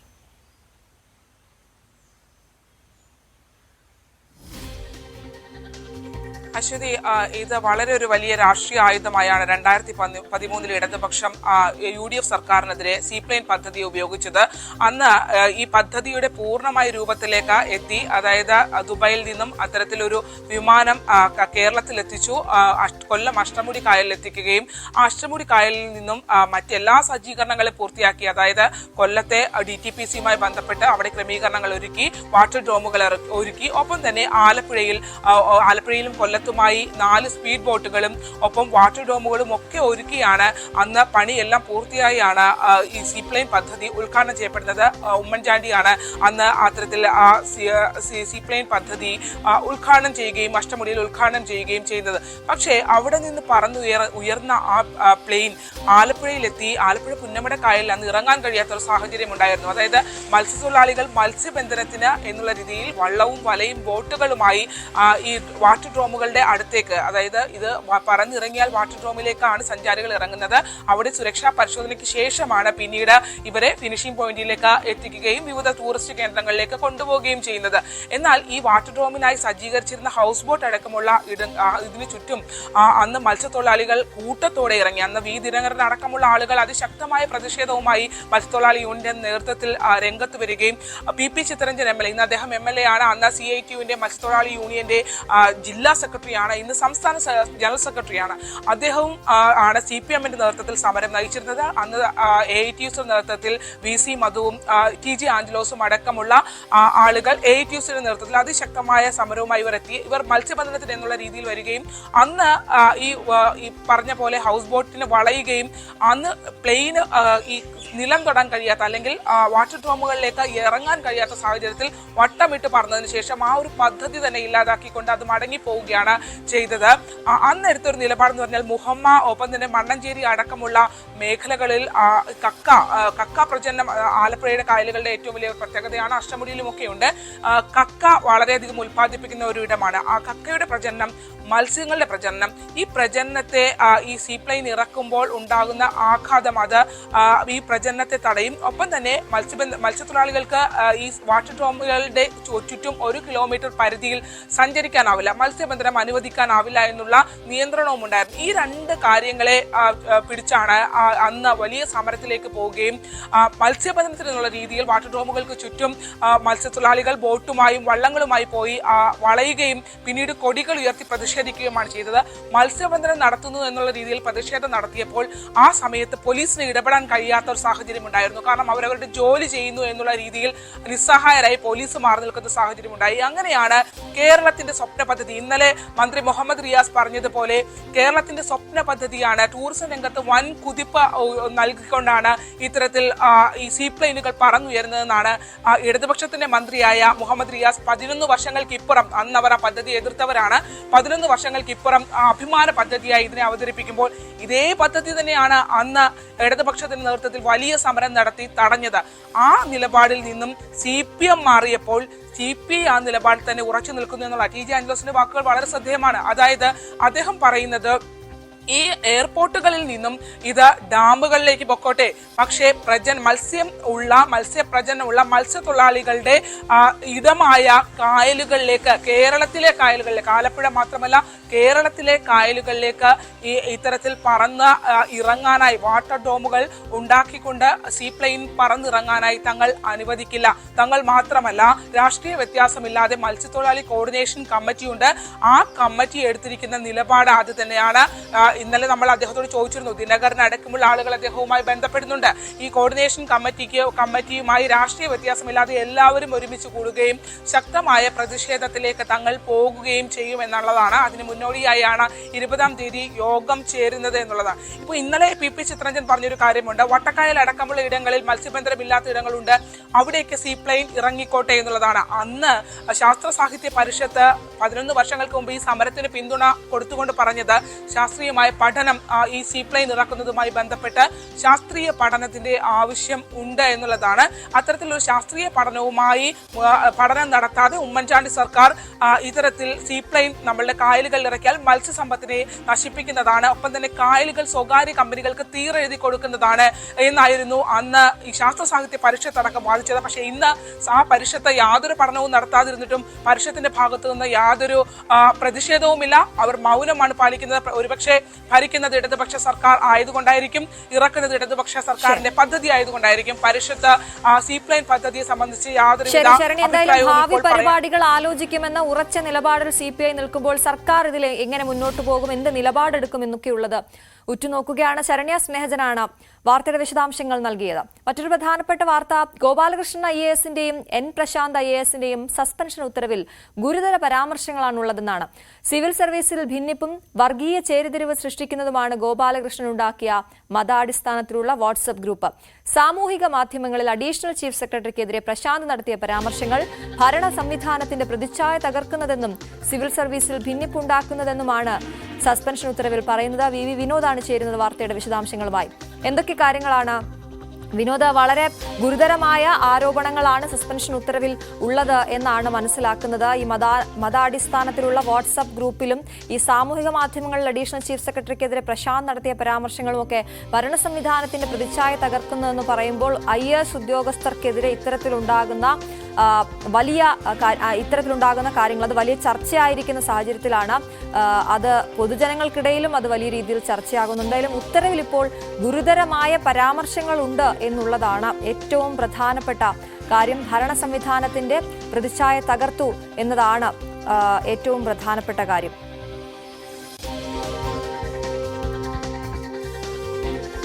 അതേസമയം തനിക്കെതിരായ നടപടിയിൽ അത്ഭുതം തോന്നുന്നു എന്നാണ് N പ്രശാന്ത് IAS പ്രതികരിച്ചത്. എന്ത് തെറ്റാണ് താൻ ചെയ്തതെന്ന് അറിയില്ല, സർക്കാർ തന്റെ ഭാഗം കേട്ടില്ല എന്നും N പ്രശാന്ത് ന്യൂസ് 18നോട് പറഞ്ഞു.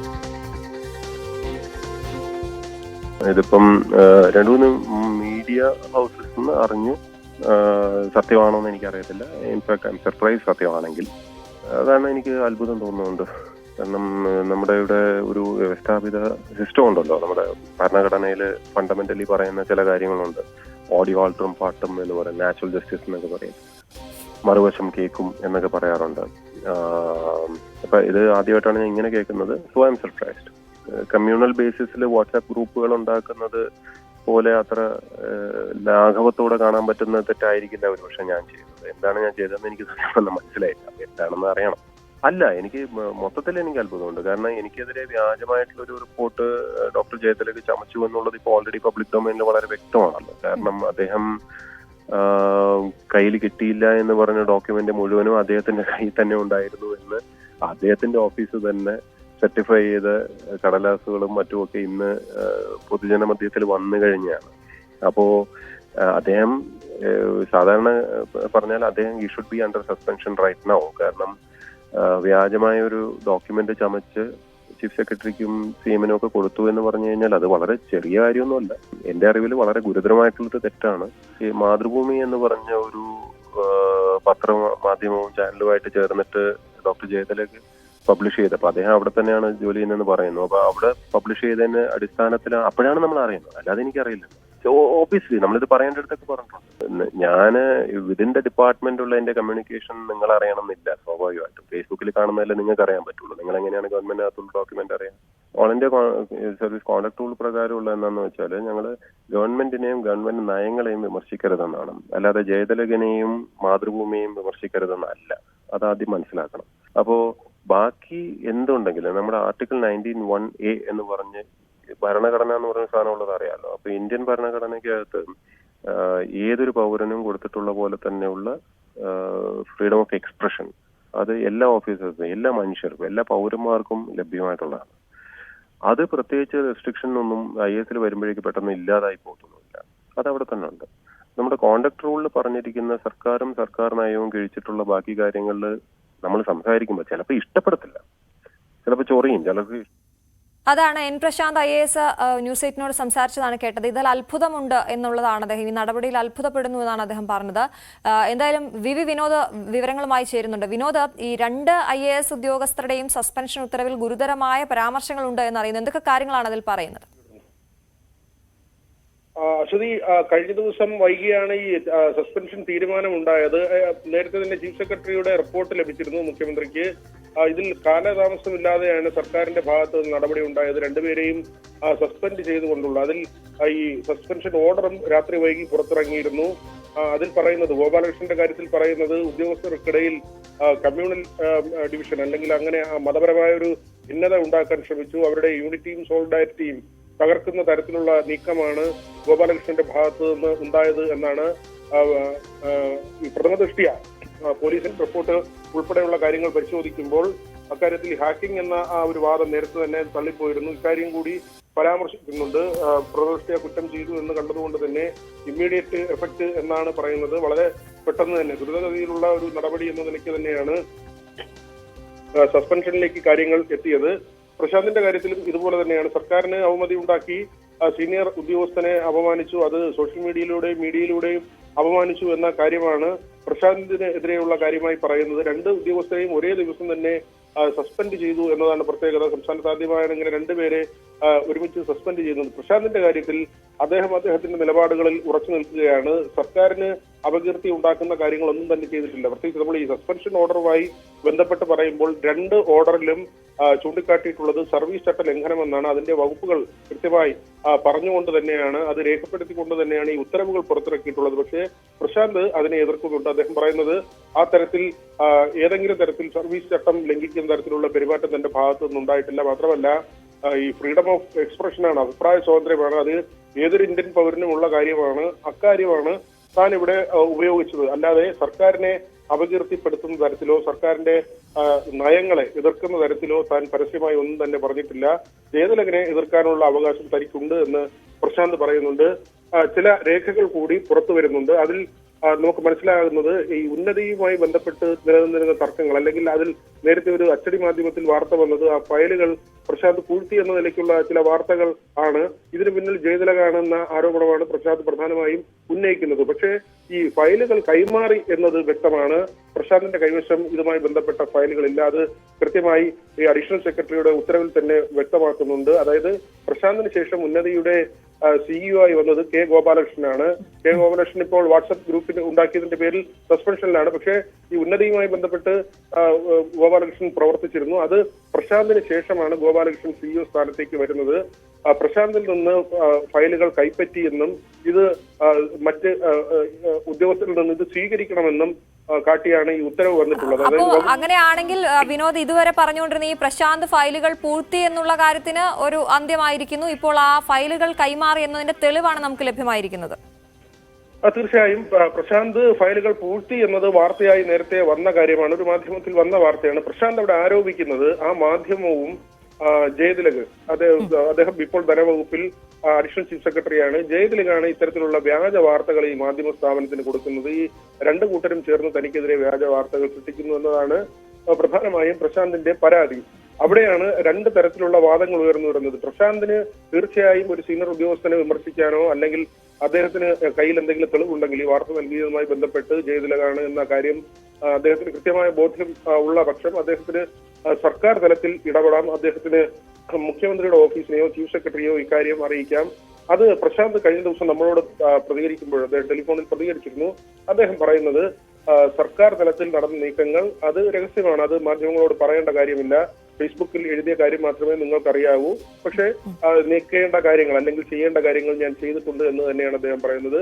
നമ്മൾ മനസ്സിലാക്കുന്നത് ഇപ്പോഴത്തെ സസ്പെൻഷനെതിരെ പ്രശാന്ത് നിയമ നടപടികൾ കൂടി സ്വീകരിക്കുമെന്ന കാര്യം നമ്മൾ മനസ്സിലാക്കുന്ന. ഒരുപക്ഷെ ഈ സെൻട്രൽ അഡ്മിനിസ്ട്രേഷൻ ട്രിബ്യൂണൽ ഉൾപ്പെടെയുള്ള കാര്യങ്ങളുണ്ട്, അതിലേക്ക് പ്രശാന്ത് പോകാനുള്ള സാധ്യത, അല്ലെങ്കിൽ അദ്ദേഹം ആ നിലയ്ക്ക് പോകും എന്ന് തന്നെയാണ് നമ്മൾ മനസ്സിലാക്കുന്നത്. അതായത് നിയമ പോരാട്ടത്തിലേക്ക് കാര്യങ്ങൾ കൊണ്ടുപോകാൻ അദ്ദേഹം ആഗ്രഹിക്കുന്നു. ഇവിടെ തന്റെ ഭാഗത്ത് നിന്ന് വിശദീകരണം ചോദിച്ചില്ല എന്നതാണ് ചീഫ് സെക്രട്ടറിയുടെ വസ്തുതാ റിപ്പോർട്ടിൽ പറഞ്ഞിരുന്നത്. അല്ലെങ്കിൽ ആ റിപ്പോർട്ട് തയ്യാറാക്കിയത് പ്രശാന്തിനോട് വിശദീകരണം പോലും ചോദിക്കേണ്ടതില്ല. കാരണം തുടരെ ഫേസ്ബുക്കിൽ ഇങ്ങനെ പോസ്റ്റ് ഇടുന്ന ഒരു ഉദ്യോഗസ്ഥനോട് പ്രത്യേകിച്ചൊരു വിശദീകരണം ചോദിക്കേണ്ടതില്ല എന്ന വിലയിരുത്തലോടുകൂടിയാണ് ഈ റിപ്പോർട്ട് സർക്കാരിലേക്ക് പോയത്.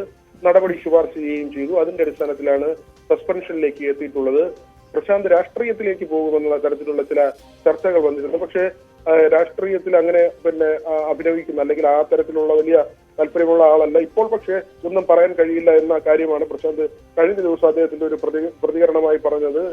രാഷ്ട്രീയം തന്നെ അങ്ങനെ ആകർഷിക്കുന്ന ഒരു കാര്യമല്ല, എങ്കിൽ തന്നെയും ഇപ്പോൾ അത് പറയാൻ കഴിയില്ല എന്ന ഒരു മറുപടിയിലൂടെയാണ് രാഷ്ട്രീയത്തിലേക്ക് പ്രവേശിക്കുമോ എന്ന ചോദ്യത്തിന് കഴിഞ്ഞ ദിവസം പ്രശാന്ത് മറുപടി നൽകിയത്. ഏതായിരുന്നാലും പ്രശാന്ത് നിയമ പോരാട്ടത്തിലേക്ക് പോകും എന്ന കാര്യം തന്നെയാണ് നമുക്ക് മനസ്സിലാകുന്നത്. ഏതായിരുന്നാലും അദ്ദേഹം ഫയലുകൾ കൈമാറി എന്നത് വ്യക്തമാക്കുന്ന തരത്തിലുള്ള ഉത്തരവാണ് ഇപ്പോൾ പുറത്തു വന്നിട്ടുള്ളത്. ശരി വിനോദ്, ഈ സമയത്ത് ഇത് വളരെ നിർണായകമായ രേഖകളാണ്. ഈ പ്രശാന്ത് ഫയലുകൾ കൈമാറി എന്നതിനുള്ള തെളിവാണ് നമ്മളിപ്പോൾ സ്ക്രീനിൽ കാണിക്കുന്ന പ്രേക്ഷകരുമായി പങ്കുവയ്ക്കുന്ന ഈ ഉത്തരവ്. പുതുതായി ചുമതലയേറ്റ കെ ഗോപാലകൃഷ്ണന് ഫയലുകൾ വകുപ്പ് കൈമാറി എന്നുള്ളത് കാണിക്കുന്ന അഡീഷണൽ സെക്രട്ടറിയുടെ ഉത്തരവിന്റെ പകർപ്പാണ് നമ്മളിപ്പോൾ കാണിച്ച. വി വിനോദാണ് വിവരങ്ങൾ നൽകിയത്. ഇനി നമുക്ക് മഹാരാഷ്ട്ര ജാർഖണ്ഡ് നിയമസഭാ തെരഞ്ഞെടുപ്പ് വാർത്തകളിലേക്ക് പോകാം.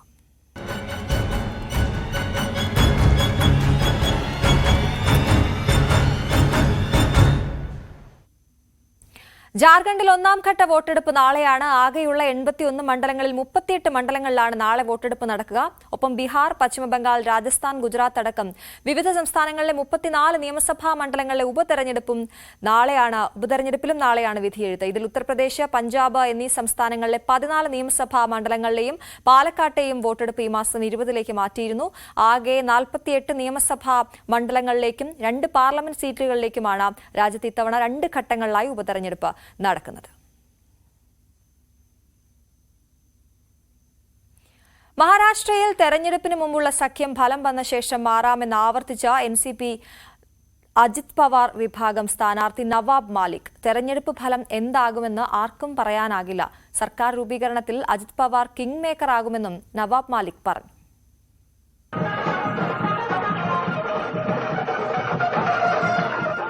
മാൻഖുർദ് ശിവാജി നഗറിലെ NCP സ്ഥാനാർത്ഥിയാണ് നവാബ് മാലിക്. എന്നാൽ മഹായുതിയെ നയിക്കുന്ന BJPയുടെ പിന്തുണ സഖ്യകക്ഷിയായ NCPയുടെ നവാബ് മാലിക്കിനില്ല. BJP പിന്തുണ നോക്കേണ്ടതില്ലെന്നും തിരഞ്ഞെടുപ്പ് ഫലം വന്നാൽ നിലവിലെ മുന്നണികളിലെ പാർട്ടികൾ മാറിമറിയാമെന്ന് ആവർത്തിക്കുകയാണ് നവാബ് മാലിക്. पॉलिटिकल एडजस्टमेंट अलग है और वैचारिक किसी के विचार को मान लेना अलग चीज़ है। अजीत पवार जी ने स्पष्ट किया है कि हमारा पॉलिटिकल एडजस्टमेंट है, हम अपने विचार पे खड़े हैं और नतीजे के बाद अजीत पवार चंद्रबाबू नायडू भी बन सकते हैं, किंग मेकर रहेंगे, ये हम तो बार बार दावा कर रहे हैं. മഹാരാഷ്ട്രയിൽ ഇഞ്ചോടിഞ്ച് പോരാട്ടമാണ്. ആര് സർക്കാർ രൂപീകരിക്കുമെന്ന് അജിത് പവാർ തീരുമാനിക്കുമെന്നും ചന്ദ്രബാബു നായിഡുവിനെ പോലെ അജിത് പവാർ കിങ് മേക്കർ ആവുമെന്നും നവാബ് മാലിക് അവകാശപ്പെട്ടു. മാലിക്കിന്റെ വാക്കുകളെ ഇതുവരെ അജിത് പവാർ നിഷേധിച്ചിട്ടില്ല എന്നത് അഭ്യൂഹം ശക്തമാക്കുന്ന ഘടകമാണ്. 2019 നിയമസഭാ തെരഞ്ഞെടുപ്പ് വരെ കോൺഗ്രസും NCPയും ഒരു പക്ഷത്തും BJPയും ശിവസേനയും മറുപക്ഷത്തുമായിരുന്നു. കോൺഗ്രസ് NCP സഖ്യത്തിനൊപ്പം ശിവസേന കൂടി ചേർന്നാണ് സർക്കാർ രൂപീകരിച്ചത്. പിന്നീട് ശിവസേനയെയും NCPയെയും പിളർത്തി ഇരു പാർട്ടികളിലെയും ഭൂരിഭാഗം MLAമാരെയും ഒപ്പം ചേർത്താണ് BJP ഭരണം തിരിച്ചുപിടിച്ചത്. ഇക്കുറി ശിവസേനയുടെയും NCPയുടെയും ഓരോ വിഭാഗങ്ങളെ ഒപ്പം കൂട്ടിയാണ് BJPയും കോൺഗ്രസും മത്സരിക്കുന്നത്. നവാബ് മാലിക്കിന്റെ മകൾ സന മാലിക് അനുശക്തി നഗറിൽ NCP സ്ഥാനാർത്ഥിയാണ്. Political desk, news 18. പിന്നാക്കക്കാർക്കും ദളിത് വിഭാഗങ്ങൾക്കുമിടയിൽ സംവരണം ആയുധമാക്കി കോൺഗ്രസിനെതിരെ BJP. മുസ്ലിം വിഭാഗങ്ങൾക്ക് സംവരണം നൽകി OBC ദളിത് സംവരണം അട്ടിമറിക്കാനാണ് കോൺഗ്രസ് നീക്കമെന്ന ആരോപണമാണ് മഹാരാഷ്ട്രയിലും ജാർഖണ്ഡിലും BJP ആവർത്തിച്ച് ഉയർത്തുന്നത്. കഴിഞ്ഞ ലോക്സഭാ തെരഞ്ഞെടുപ്പിൽ മഹാരാഷ്ട്രയിലും ജാർഖണ്ഡിലും പിന്നാക്ക ദളിത് വോട്ടുകളിൽ വലിയൊരു വിഭാഗം കോൺഗ്രസിനെ തുണച്ചിരുന്നു. ഈ വോട്ട് ബാങ്ക് പൊളിക്കാനുള്ള നീക്കമാണ് BJPയുടേത്. സംവരണമാണ് ആയുധം.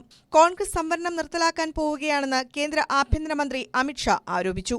മുസ്ലിം സംവരണം നൽകാമെന്ന് ഉലമകൾക്ക് രാഹുൽ ഗാന്ധി വാഗ്ദാനം നൽകി. OBC SC/ST സംവരണം അട്ടിമറിച്ച് മുസ്ലിങ്ങൾക്ക് സംവരണം നൽകാനാണ് കോൺഗ്രസ് നീക്കമെന്നും അമിത്ഷാ. अभी कांग्रेस ने तय किया है, महाराष्ट्र में वादा किया है कि हम मुसलमानों को आरक्षण देंगे. अगर मुसलमानों को उनको आरक्षण देना है तो आदिवासियों का, पिछड़ा वर्ग का, दलितों का काट कर देना पड़ेगा. झारखंड वालों मुझे बताओ, आदिवासी, दलित और पिछड़ा वर्ग का आरक्षण कम करना चाहिए क्या? अरे जोर से बोलो, करना चाहिए. പിന്നാക്ക പട്ടികജാതി പട്ടികവർഗ സംവരണം ഇല്ലാതാക്കാനാണ് കോൺഗ്രസ് നീക്കമെന്നായിരുന്നു പ്രധാനമന്ത്രിയുടെ ആരോപണം. ജാതിയുടെ അടിസ്ഥാനത്തിൽ ജനങ്ങളെ ഭിന്നിപ്പിക്കാനാണ് കോൺഗ്രസ് ശ്രമിക്കുന്നതെന്നും നരേന്ദ്രമോദി. ये कांग्रेस का एजेंडा है ताकि आदिवासी समाज की सामूहिक ताकत खत्म हो जाए, सब जातियों में बिखर जाए, टुकड़े टुकड़े हो जाए। आप मुझे बताइए साथियों, आप जातियों में टूटेंगे तो आदिवासियों की ताकत कम होगी कि नहीं होगी? പട്ടികജാതി പട്ടികവർഗ വിഭാഗങ്ങൾക്കും പിന്നാക്കക്കാർക്കും സംവരണവും ഭരണഘടനാ അവകാശങ്ങളും നൽകിയതിൽ കോൺഗ്രസിന്റെ പങ്ക് മറക്കരുതെന്നായിരുന്നു കോൺഗ്രസ് അധ്യക്ഷൻ മല്ലികാർജുൻ ഖാർഗെയുടെ മറുപടി. एसटी हो, ओबीसी हो और संविधान के तहत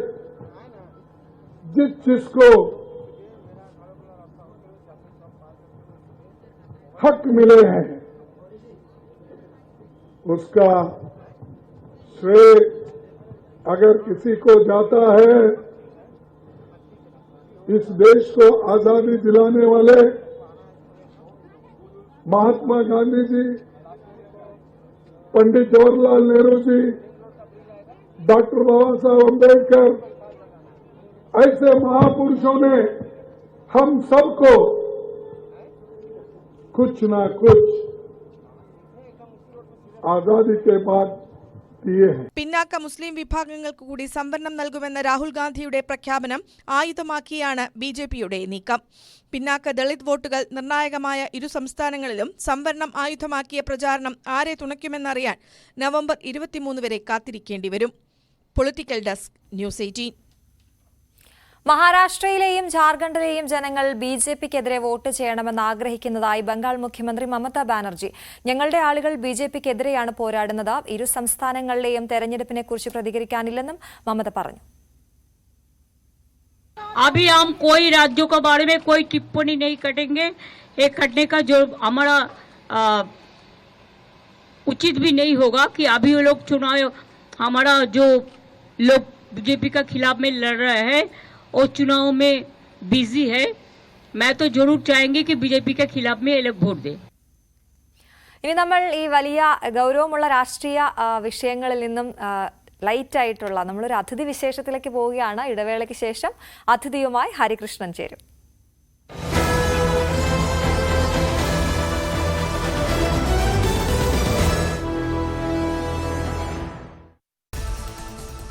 മല്ലു ഹിന്ദു വാട്സാപ്പ് ഗ്രൂപ്പ് വിവാദത്തിലും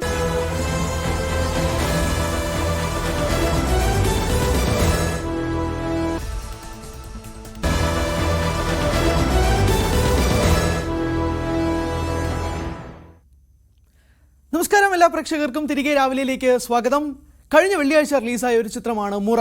മുറ എന്ന ചിത്രം റിലീസിന് ശേഷം മികച്ച അഭിപ്രായം നേടി തിയേറ്ററുകളിൽ ഇങ്ങനെ മുന്നേറിക്കൊണ്ടിരിക്കുകയാണ്. തിയേറ്ററുകളിൽ ഓരോ ദിവസം കഴിയുന്തോറും തിയേറ്ററുകളിൽ ആൾ കൂടുകയാണ്. സുരാജ് വെഞ്ഞാറമൂട്, മാലാ പർവതി എന്നിവരാണ് സിനിമയിൽ പ്രധാന വേഷങ്ങളിലായി എത്തുന്നത്. പക്ഷേ അവരുടെ എല്ലാവരും പുറമെ കുറച്ച് ചെറുപ്പക്കാരാണ് ഈ സിനിമ നയിക്കുന്നത്. ആ ചിത്രത്തിൻ്റെ സംവിധായകനാണ് ഇന്ന് രാവിലെയിൽ അതിഥിയായി നമ്മളോടൊപ്പം ചേർന്നത്. മുഹമ്മദ് മുസ്തഫയാണ് സംവിധായകൻ. നമസ്കാരം മുഹമ്മദ് മുസ്തഫ, ന്യൂസ് 18ലേക്ക് സ്വാഗതം. ആദ്യം തന്നെ കപ്പേള എന്ന ചിത്രത്തിൻ്റെ ഒരു വലിയ വിജയം, അതിനുശേഷം മുറ എന്ന ചിത്രം വരുന്നു.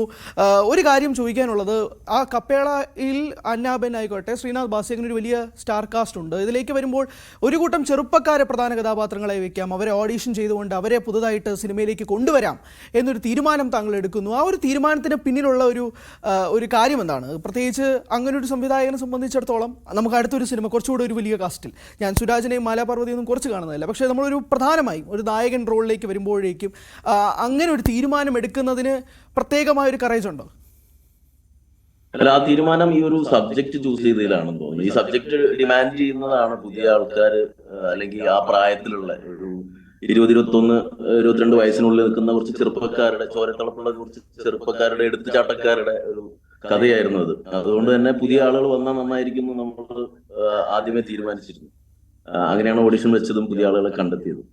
അല്ല, പക്ഷെ ഒരുപാട് സന്തോഷം തോന്നി. കാരണം ഈ സിനിമയിൽ വരാൻ കാത്തിരിക്കുന്ന ഒരുപാട് ചെറുപ്പക്കാരായ ആളുകളുണ്ട്. ഒരുപാട് ഓഡീഷൻസ് ഇങ്ങനെ കയറി ഇറങ്ങി പോയി അവസാനം ഒന്നും ആവാൻ പറ്റാതെ, അല്ലെങ്കിൽ പല ഓഡീഷൻസിലും കയറി ഇറങ്ങിയിട്ട് പോലും ഒരു അവസരം കിട്ടാൻ വേണ്ടിയിട്ട് കാത്തിരിക്കുന്ന ഒരുപാട് കൂട്ടം ചെറുപ്പക്കാരുണ്ട്. അപ്പോൾ ഈ സിനിമ കണ്ടുകൊണ്ടിരുന്ന സമയത്ത് എനിക്ക് തോന്നിയൊരു ഫീലിംഗ് അതാണ്. കാരണം ഇത്രയധികം ആളുകളെ ഉൾക്കൊള്ളിച്ചുകൊണ്ട് അവരൊരു പ്രധാന ലീഡാക്കി വെച്ചുകൊണ്ട്, അല്ലാതെ തന്നെ ഇപ്പോൾ ആ ഒരു 4 ചെറുപ്പക്കാരല്ലാതെ തന്നെ ഒരുപാട് ചെറുപ്പക്കാർ ഈ സിനിമയിൽ ഉണ്ട് താനും. അപ്പോൾ അവർക്ക് എല്ലാവർക്കും വ്യക്തമായ ഒരു ക്യാരക്ടറൈസേഷനൊക്കെ കൊടുത്ത് അവരെ വരുമ്പോഴേക്കുവേ നമുക്ക് സിനിമയിൽ കയറാൻ വേണ്ടി ആഗ്രഹിക്കുന്ന കുറേ ചെറുപ്പക്കാരുടെ ഒരു പ്രതിനിധിയായിട്ട് അവരെ കാണുമ്പോൾ ഒരു സന്തോഷം പ്രേക്ഷകനും ഉണ്ടാകുന്നുണ്ട്. അങ്ങനെ ആരെങ്കിലും വിളിച്ചറിയിക്കുകയോ കാര്യങ്ങൾ സംസാരിക്കുകയോ ചെയ്തിരുന്നോ?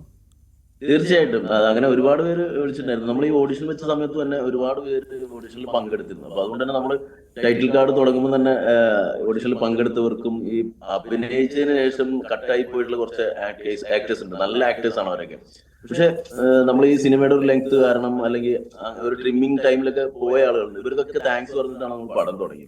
അപ്പൊ എനിക്കറിയാം, ഞാനൊരു അങ്ങനെ സിനിമയിൽ അങ്ങനെ ആഗ്രഹിച്ചു വന്ന ഒരാളാണ്. ഭയങ്കര പാഷനേറ്റീവ് ആയിട്ടുള്ള നിൽക്കുന്ന ഒരുപാട് പേരുണ്ട്. ഈ പറഞ്ഞ പോലെ നമ്മളെ കൊണ്ട് പറ്റാവുന്ന രീതിയിൽ നമ്മൾ ട്രിവാൻഡ്രം ബേസ്ഡ് ആയിട്ടുള്ള ആളുകൾക്ക് അവസരങ്ങൾ കൊടുത്തിട്ടുണ്ട്. എല്ലാവരും നല്ല ആക്ടേഴ്സാണ്. അതുപോലെ തന്നെ പ്രധാനമായും ഈ സിനിമ റിലീസാവുന്ന സമയത്ത് ഇപ്പോൾ ആദ്യം തന്നെ പറഞ്ഞിരുന്നു, ഇപ്പോൾ 8-ാം തീയതി സിനിമ റിലീസാകുന്നു. അതിനുശേഷം ഉണ്ടാകുന്ന ഒരു വലിയ പോസിറ്റീവ് റെസ്പോൺസുകളുടെ ഒരു തിരമാലയായിരുന്നു സോഷ്യൽ മീഡിയയിൽ ഒട്ടാകെ തന്നെ. വലിയ ഞെട്ടലുണ്ടാക്കിയിരുന്നു പ്രത്യേകിച്ച്. കാരണം ഒരു വലിയ ഹൈപ്പ് ഈ സിനിമയുടെ ട്രെയിലറിനുണ്ടായിരുന്നു. ട്രെയിലർ കണ്ടതിന് ശേഷം ഇതൊരു മാസ് അടിപ്പടമായിരിക്കും, അല്ലെങ്കിൽ ഒരു ഗുണ്ടാപ്പടമായിരിക്കും, അങ്ങനെ ഒരുപാട് സംശയങ്ങളൊക്കെ ഉണ്ടായിരുന്നു. പക്ഷെ പടം കഴിഞ്ഞ ശേഷം വളരെ റോ ആയി, ആ സ്റ്റൺ സീക്വൻസുകൾ പ്രത്യേകിച്ച് കേട്ടോ. കാരണം അത്രയും റോ ആ അടിയൊക്കെ കിട്ടുമ്പോൾ എനിക്ക് ഓർമ്മയുള്ള ഒരു ഷോട്ട്, ഞാൻ എൻ്റെ ഒരു കൂടെ ഉണ്ടായിരുന്ന കൂട്ടുകാരനും കൂടെ ഉണ്ടായിരുന്നു. അപ്പോൾ അദ്ദേഹം സംസാരിച്ചുകൊണ്ടിരുന്ന വേളയിൽ പറഞ്ഞ നമ്മളൊരു സമരസമിതിയിലേക്ക് നമ്മുടെ അനിയേട്ടനും പിള്ളേരും കൂടെ വരുന്ന സമയത്ത് ഒരു അപ്പൂപ്പനെ ഇടിച്ച് താഴെ ഇടുന്നുണ്ട്. ആ അപ്പൂപ്പൻ സത്യമായിട്ടും ഞാൻ ആ കണ്ടുകൊണ്ടിരുന്നപ്പോൾ വിചാരിച്ച് പുള്ളിയുടെ കയ്യോ തലയോ എന്തെങ്കിലും മുറിവോ എന്തെങ്കിലും പറ്റിക്കണം, അത്ര റോ ആയിരുന്നു. ഞാൻ ചോദിക്കുന്നത്, അങ്ങനെ അവിടെയുള്ള ആർട്ടിസ്റ്റുകൾക്ക് പ്രത്യേകിച്ച് അവർക്കൊക്കെ പരിക്കുകൾ ഉണ്ടായിട്ടുണ്ട്. കാരണം അത് നമുക്ക് കാണുമ്പോഴേ അത്രയും റോ ആണെന്ന് തോന്നുമ്പോൾ പോലും ഫീൽ ചെയ്യുന്നുണ്ട്. ചെറിയ രീതിയിലൊക്കെ പരിക്കുകൾ പറ്റിയിട്ടുണ്ട്. അപ്പൂപ്പന്റെ കൈക്ക് ചെറിയ ഫ്രാക്ചർ ഉണ്ടായി. പക്ഷെ ഭയങ്കര ആക്റ്റീവ് ആയിരുന്നു എല്ലാവരും. അത് കഴിഞ്ഞ് അത് പറയാൻ മടിയായിരുന്നു. എന്നിട്ട് അടുത്ത ഷോട്ടിലേക്ക് പോകുമ്പോഴും പറയാൻ മടിയായിരുന്നു. അപ്പൊ ഞാൻ മാറി നിന്ന് കൈ ഇങ്ങനെ ഒന്ന് തടവുന്ന സമയത്ത് ഞാൻ പോയി ചോദിച്ചു എന്ത് പറ്റി. അയ്യോ ഒന്ന് ചെറുതായിട്ട് അവിടെ വേദനയായി എന്നൊക്കെ പറഞ്ഞപ്പം അങ്ങനെ ഭയങ്കര ആത്മാർത്ഥതയോട് കൂടിയിട്ടാണ് എല്ലാവരും ചെയ്തത്. അതിന്റെ ഒരു ആംബിയൻസ് ഉണ്ടായിരുന്നു ചുറ്റിലും. എനിക്ക് ചുറ്റിലും അങ്ങനത്തെ ആളുകളായിരുന്നു. അത് ഭയങ്കര ഹാപ്പി മൊമെന്റ് ആയിരുന്നു. വില്ലനായി സുരാജ് വെഞ്ഞാറമൂടിനെ കാസ്റ്റ് ചെയ്യാം, ആ ഒരു തീരുമാനം. പിന്നെ മാലാപാർവതി വരുന്നു. മാലാപാർവതിയും അതിഗംഭീരമായ രീതിയിൽ പ്രേക്ഷകരെ ഞെട്ടിക്കുന്നു. ഈ 2 കാസ്റ്റിങ്ങിന് പിന്നിലുള്ള കാരണങ്ങൾ എന്താണ്? സുരാജിനെ സംബന്ധിച്ചിടത്തോളം നമുക്ക് തോന്നും, കാരണം തിരുവനന്തപുരം ബേസ്ഡ് ആണ്, അപ്പോൾ അദ്ദേഹവും അങ്ങനെയാണ്. അപ്പോൾ ആ ഒരു ലോക്കൽ സ്ലാങ് ഒക്കെ തന്നെ അദ്ദേഹത്തിന് ഒരു ഈസി കേക്ക് വാക്ക് ആയിട്ട് ഫീൽ ചെയ്യുന്നുണ്ട്. പക്ഷേ എന്നാലും ഒരു കാസ്റ്റിംഗിലേക്ക് വരണമല്ലോ, അദ്ദേഹത്തിന് ഒരു വില്ലനായി ചിത്രീകരിക്കുമ്പോഴേക്കും അതിന്റെ പിന്നിലുള്ള കാസ്റ്റിംഗ് ചിന്ത എങ്ങനെയാണ്? നമ്മൾ കാസ്റ്റിംഗിലേക്ക്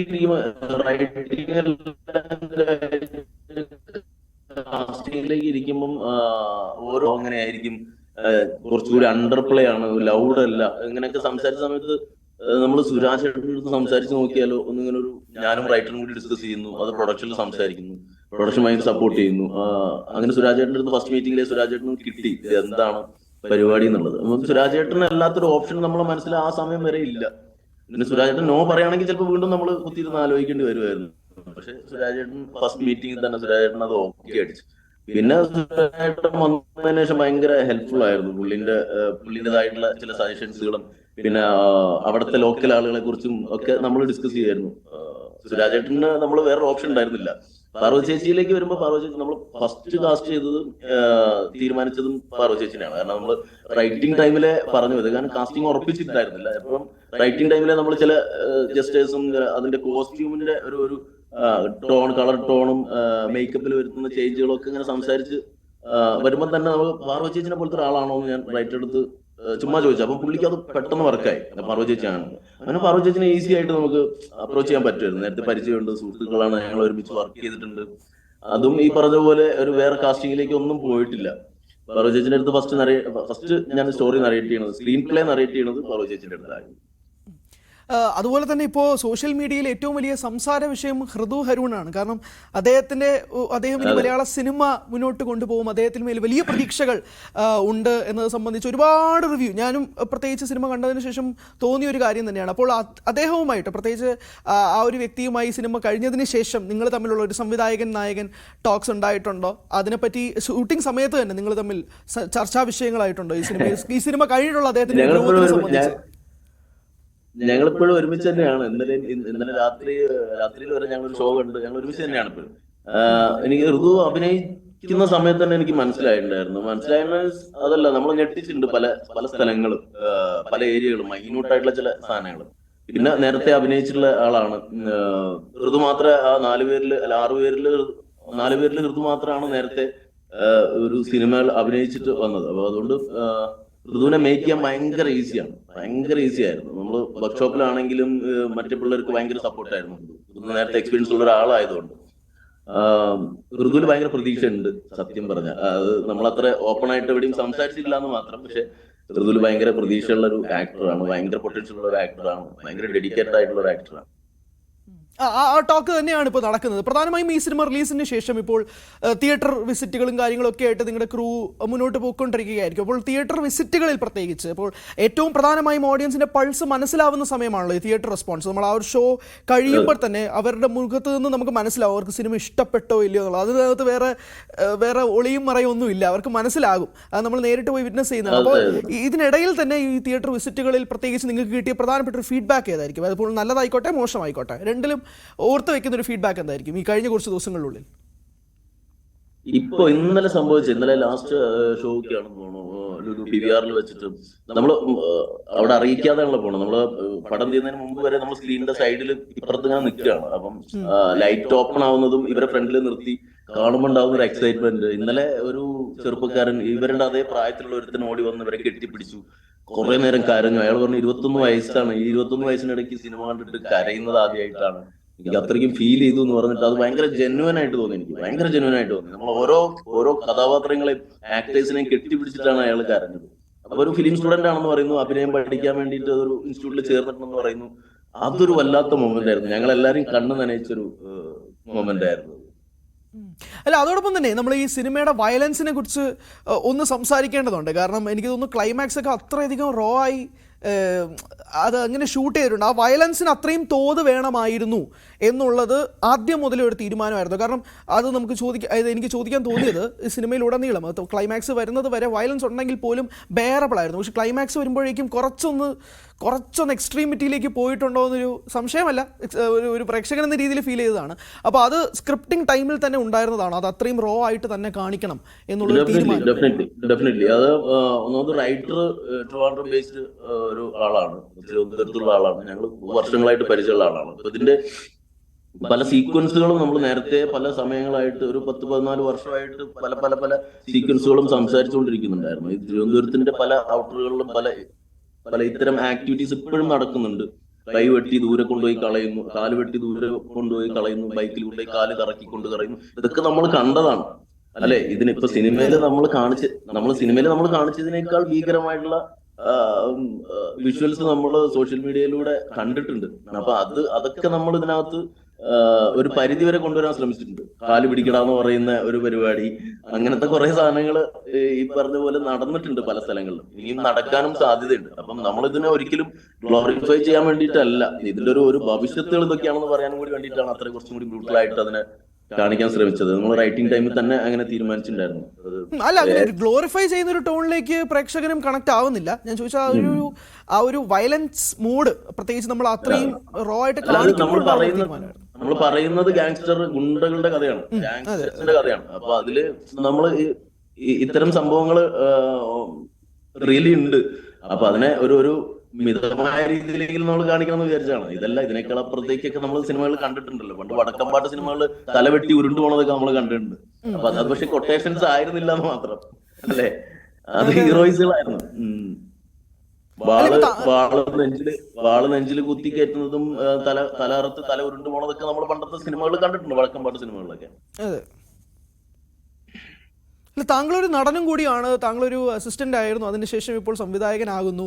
അപ്പോൾ ഈ ഒരു ഗ്രോത്ത് ഉണ്ടല്ലോ, നമ്മളൊരു അല്ലെങ്കിൽ ഒരു ഫേസ് എങ്ങനെ വേണോ വിളിക്കാം. അപ്പോൾ ആ ഒരു ഫേസ് അല്ലെങ്കിൽ ആ ഒരു ചേഞ്ചസ് ഇപ്പോൾ താങ്കളുടെ കരിയർ എത്തി നിൽക്കുമ്പോൾ കൺഫ്യൂഷൻസ് ഉണ്ടാവാറുണ്ടോ? ഇനി കുറച്ച് നാൾ അഭിനയിക്കണം, അല്ലെങ്കിൽ ഇനി കുറച്ച് നാൾ സംവിധായകനാവണം, അങ്ങനെ ഒരു തീരുമാനത്തിൻ്റെ അടിസ്ഥാനത്തിലാണോ പോകുന്നത്? അല്ലെങ്കിൽ ഒരു കഥ കേൾക്കുമ്പോൾ തന്നെ ഓക്കെ ഞാൻ ഇനി സംവിധായകനാവുന്നു, ബാക്കിയെല്ലാം എൻ്റെ കമ്മിറ്റ്മെൻറ്റ്സ് മാറ്റി വയ്ക്കുന്നു, അങ്ങനെ ഒരു തീരുമാനമാണോ? അതോ കൃത്യമായ ഇടവേളകൾ അനുസരിച്ചാണോ മുന്നോട്ട് പോകുന്നത്? അങ്ങനെ പ്ലാൻഡ് ഒന്നുമില്ല. അങ്ങനെ പ്ലാൻ ചെയ്ത് ചെയ്യുന്നതല്ല. ഇപ്പം കപ്പേള കഴിഞ്ഞിട്ട് ഓൾമോസ്റ്റ് ഒരു 4 വർഷം ആയി. 4 കൊല്ലമായി. അതെ 4 കൊല്ലമായി. അതെ. അതിനിടയ്ക്ക് നമ്മൾ കുറെ കഥകൾ ഡിസ്കസ് ചെയ്തിട്ടുണ്ട്. അഭിനയിക്കാൻ വിളിച്ച സ്ഥലങ്ങളിലൊക്കെ പോയി അഭിനയിച്ചിട്ടുണ്ട്. ഒരു സീനിലൊക്കെ പോയി അഭിനയിച്ചിട്ടുണ്ട്.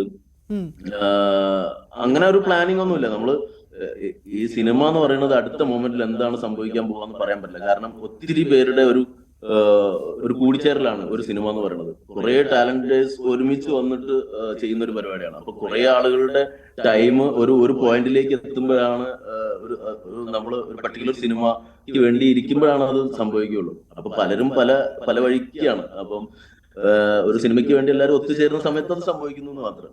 അത് അഭിനയിക്കാൻ പിന്നെ നമ്മൾ ചെയ്യുന്ന സിനിമയിൽ പോലും വേഷം ഉണ്ടെങ്കിലേ അഭിനയിക്കാറുള്ളൂ. ഈ സിനിമയിലും എനിക്ക് പറ്റിയ വേഷങ്ങളൊക്കെ ഉണ്ടായിരുന്നു. പക്ഷെ സിനിമ കംപ്ലീറ്റ്ലി ട്രിവാൻഡ്രം ആയതുകൊണ്ട് എനിക്ക് അത് സ്ലാങ് ചെറിയ പ്രശ്നങ്ങളൊക്കെ ഉള്ളതുകൊണ്ട് ഞാൻ അഭിനയിച്ചില്ല. അപ്പൊ അഭിനയിക്കാൻ വിളിക്കുക എന്ന് പറഞ്ഞത് നമുക്ക് ആപ്റ്റ് ആയിട്ടുള്ള ഒരു ക്യാരക്ടർ വരുമ്പോൾ സുഹൃത്തുക്കളുടെ പടങ്ങളാണെങ്കിലും അല്ലാത്താണെങ്കിലും നമ്മളെ മെയിൻ സ്ട്രീമിൽ നമ്മളങ്ങനെ കണ്ടുകൊണ്ടിരിക്കുമ്പോൾ ചിലപ്പോൾ നമ്മൾ ഓർമ്മ ഉണ്ടാവുമായിരിക്കും. അല്ലാതെ വിളിക്കുന്നതൊക്കെ ഈ പറഞ്ഞ പോലെ ക്യാരക്ടർ മാച്ചായി വരുന്നതും കൂടി ആവുമ്പോഴാണ് അഭിനയിക്കാറുള്ളത്. അത് തന്നെ. അപ്പോൾ വലിയ വിജയം നേടിക്കൊണ്ട് തിയേറ്ററിൽ മുന്നോട്ട് പോവുകയാണ് ചിത്രം. അപ്പോൾ ആ ഒരു ജൈത്രയാത്ര തുടരട്ടെ. ഒരുപാട് കമൻസുകൾ, പ്രത്യേകിച്ച് തിയേറ്ററുകൾ വിസിറ്റുകളൊക്കെ നിങ്ങൾ തുടർന്നുകൊണ്ടിരിക്കുകയാണ്. കോളേജ് പരിപാടികളുമായിട്ട് നിങ്ങളും തിരക്കിലാണ്, നിങ്ങളുടെ ടീമും ഒക്കെ തന്നെ. അപ്പോൾ തുടർന്നുള്ള ദിവസങ്ങളിലും മികച്ച അഭിപ്രായം ചിത്രം നേടട്ടെ. എനിക്ക് തോന്നുന്നു ഓരോ ദിവസം കഴിയുന്നൊരു ഷോകളും കൂടിക്കൊണ്ടിരിക്കുകയാണ് അല്ലേ? അപ്പോൾ തിയേറ്ററുകളിൽ ഷോകളുടെ എണ്ണവും ഇൻക്രീസ് ആയിക്കൊണ്ടിരിക്കുകയാണ്. കൂടുന്നുണ്ട്. ഓഡിയൻസിന്റെ റെസ്പോൺസ് കൂടുന്നുണ്ട്. അവരുടെ റിവ്യൂസ് ഭയങ്കര നന്നായിട്ടുള്ള നല്ല റെസ്പോൺസ് ആണ് വരുന്നത് എല്ലാ ഭാഗത്തും. പടം എല്ലാവർക്കും ഭയങ്കര വർക്കായി എന്ന് പറയുന്നു. അതിൽ ഇമോഷൻസ് ഭയങ്കര വർക്കായി എന്ന് പറയുന്നു. ഫൈറ്റ് ഓൾമോസ്റ്റ് എല്ലാവർക്കും കണക്ട് ആയിട്ടുണ്ട്. ബട്ട് ഇതിന്റെ പ്രശ്നം എന്താണെന്ന് വെച്ചാൽ നമ്മൾ ഇനി വരുന്ന വലിയ സിനിമകളുണ്ട്. നമ്മളെ സിനിമകൾ മാറ്റപ്പെടുമെന്നുള്ളൊരു ആശങ്കയിലാണ് നമ്മൾ. കാരണം അന്യഭാഷാ സിനിമകൾ, വലിയ സ്കെയിലുള്ള സിനിമകളൊക്കെ വരുമ്പോൾ നമ്മളെ സിനിമ മാറ്റപ്പെടുമോ എന്നുള്ളൊരു ഡൗട്ടുണ്ട്. പക്ഷെ അത് പ്രേക്ഷകരും കൂടെ തിയേറ്ററിൽ വന്നു കഴിഞ്ഞാൽ ഈ ഷോസിന്റെ എണ്ണം കൂടി 14-ാം തീയതി കങ്കു ഉൾപ്പെടെയുള്ള സിനിമകൾ റിലീസ് ആവുകയാണ്. പക്ഷെ അങ്ങനെയുള്ള സിനിമകൾ വരുമ്പോൾ പോലും ഈ ഒരു ചിത്രം പ്രേക്ഷകർ തിയേറ്ററിൽ നിന്ന് മിസ്സാക്കരുത് എന്നുള്ളൊരു അഭ്യർത്ഥനയും കൂടി ഈ സിനിമ പ്രവർത്തകർ മുന്നോട്ട് വയ്ക്കുകയാണ്. എന്നാലും വളരെയധികം നന്ദി സംവിധായകൻ മുഹമ്മദ് മുസ്തഫ അതിഥിയായി എത്തിയതിന്. തിയേറ്ററുകളിൽ മികച്ച വിജയമായി തന്നെ സിനിമ മുന്നോട്ട് പോയിക്കൊണ്ടിരിക്കുകയാണ്. കാണാത്ത പ്രേക്ഷകർ ഉണ്ടെങ്കിൽ തീർച്ചയായും തിയേറ്ററിൽ തന്നെ പോയി മൂറ എന്ന ചിത്രം കാണുക. മുഹമ്മദ് മുസ്തഫയാണ് അതിഥിയായി ചേർന്നത്. ഇനിയൊരു ഇടവേളയിലേക്കാണ്. ഇടവേളയ്ക്ക് ശേഷം മടങ്ങിയെത്താം.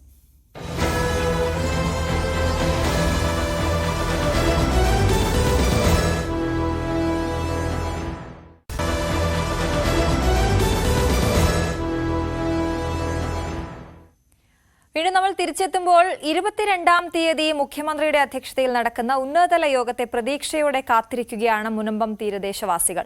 വിഷയത്തിൽ ശാശ്വതമായ പരിഹാരം വേണമെന്നാണ് ഇവരുടെ ആവശ്യം. അതേസമയം കുടിയൊഴിപ്പിക്കൽ ഭീഷണിക്കെതിരെ തീരദേശവാസികൾ നടത്തുന്ന സമരം 31-ാം ദിവസത്തിലേക്ക് കടന്നു. നവമി ദിനേശാണ് വിവരങ്ങളുമായി ചേരുന്നത്. Navami, good morning. മുനമ്പം നിവാസികളുടെ ദുരിതം അത് പ്രേക്ഷകരിലേക്ക് നമ്മൾ എന്നും എത്തിക്കുന്നുണ്ട്. ഇപ്പോൾ അവർക്കുള്ളൊരു പ്രതീക്ഷ ഈ ചർച്ചയിന്മേലാണ്. തെരഞ്ഞെടുപ്പ് കഴിയുമ്പോൾ ശാശ്വതമായൊരു പരിഹാരം, അങ്ങനെയാണ് മന്ത്രി കഴിഞ്ഞ ദിവസം നടത്തിയ ചർച്ചയ്ക്ക് ശേഷം പ്രതികരിച്ചത്. എന്തൊക്കെയാണ് അവരുടെ ഇപ്പോഴത്തെ പ്രതീക്ഷകൾ?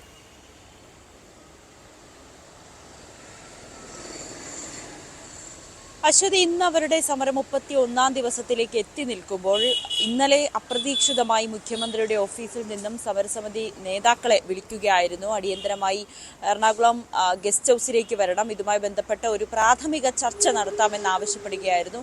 ഇതിനെ തുടർന്നായിരുന്നു സമരസമിതി അംഗങ്ങളും ഫാദർ ഉൾപ്പെടെയുള്ളവർ, ബിഷപ്പ് ഉൾപ്പെടെയുള്ളവർ എറണാകുളം ഗസ്റ്റ് ഹൗസിലേക്ക് പോയത്. ഏകദേശം ഒരു 15 മിനിറ്റ് മാത്രം നീണ്ടുനിന്ന ഹ്രസ്വമായിട്ടുള്ള ഒരു യോഗത്തിന് ശേഷം ഈ സമരസമിതി വലിയൊരു ശുഭാപ്തി വിശ്വാസമാണ് പുറപ്പെടുവിച്ചിരിക്കുന്നത്. അവർ പറയുന്നത് സർക്കാരിൽ ഞങ്ങൾക്ക് വിശ്വാസമുണ്ട്. 26-ാം തീയതി, ആദ്യം നമുക്കറിയാം 16-ാം തീയതിയായിരുന്നു ഈ സർവകക്ഷി യോഗം തീരുമാനിച്ചത്. പിന്നീട് അത് 28-ാം തീയതിയിലേക്കാക്കി. അത് പിന്നെ ഈ സമരസമിതിയിലെ ആളുകളൊക്കെ അഭ്യർത്ഥിച്ചത് കൊണ്ട് 22-ാം തീയതിയിലേക്ക് മാറ്റിയിട്ടുണ്ട്. അതായത് കുറച്ചുകൂടി നേരത്തെ ആക്കി. ഈ ഉപതെരഞ്ഞെടുപ്പ് കഴിഞ്ഞ ദിവസം തന്നെ, കഴിഞ്ഞ ഉടനെ തന്നെ 22-ാം തീയതി സർവകക്ഷി യോഗം വിളിക്കും.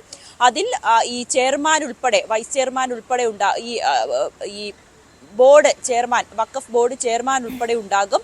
ഇവരൊക്കെ ആയിട്ടിരുന്ന് ഒരു യോഗം വിളിക്കാം. ആ യോഗത്തിൽ ഇവരുടെ പ്രശ്നങ്ങൾക്ക് ഒരു ശാശ്വതമായിട്ടുള്ള പരിഹാരം തന്നെ കണ്ടെത്തുമെന്ന് തന്നെ ഒരു ഉറപ്പ് മുഖ്യമന്ത്രി ഇന്നലെ യോഗത്തിൽ പങ്കെടുത്തവർക്ക് നൽകിയെന്നാണ് പറയുന്നത്. അതിന്റെ ഒരു വിശ്വാസത്തിൽ തന്നെയാണ് അവരിപ്പോഴും തുടരുന്നത്. അങ്ങനെ ഞങ്ങൾ മുഖ്യമന്ത്രിയിൽ വിശ്വാസമുണ്ട്, സർക്കാരിൽ വിശ്വാസമുണ്ട്.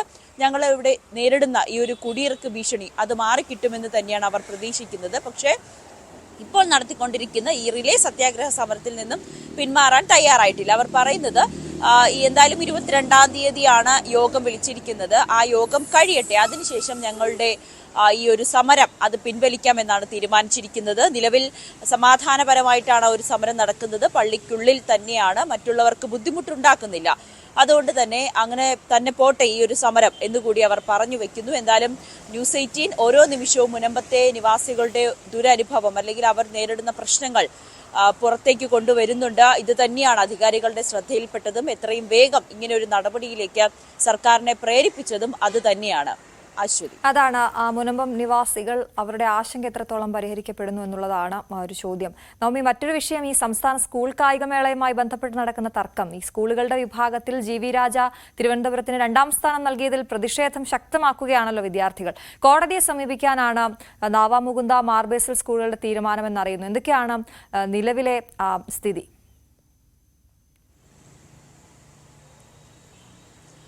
അശ്വതി, ഒരാഴ്ച നീണ്ടുനിന്ന കായികമേള അത് നല്ല മറ്റ് പ്രശ്നങ്ങളൊന്നും തന്നെ ഉണ്ടാകാതെ മികച്ച ഏകോപനത്തിൽ വിദ്യാഭ്യാസ മന്ത്രിയുടെ നേതൃത്വത്തിൽ നടന്ന മികച്ച ഏകോപനത്തിൽ അവസാനിക്കുന്നതിന് തൊട്ടു മുൻപാണ് അപ്രതീക്ഷിതമായിട്ടുള്ള ചില കല്ലുകടികൾ ഉണ്ടായിരിക്കുന്നത്. അതായത് ഈ സ്കൂൾ വിഭാഗത്തിൽ സമ്മാനം കൊടുക്കുന്നതിൽ 1ാം സ്ഥാനത്തെത്തിയത് ഐഡിയൽ കടകശ്ശേരിയായിരുന്നു. അത് 80 പോയിന്റ് ഉണ്ട്.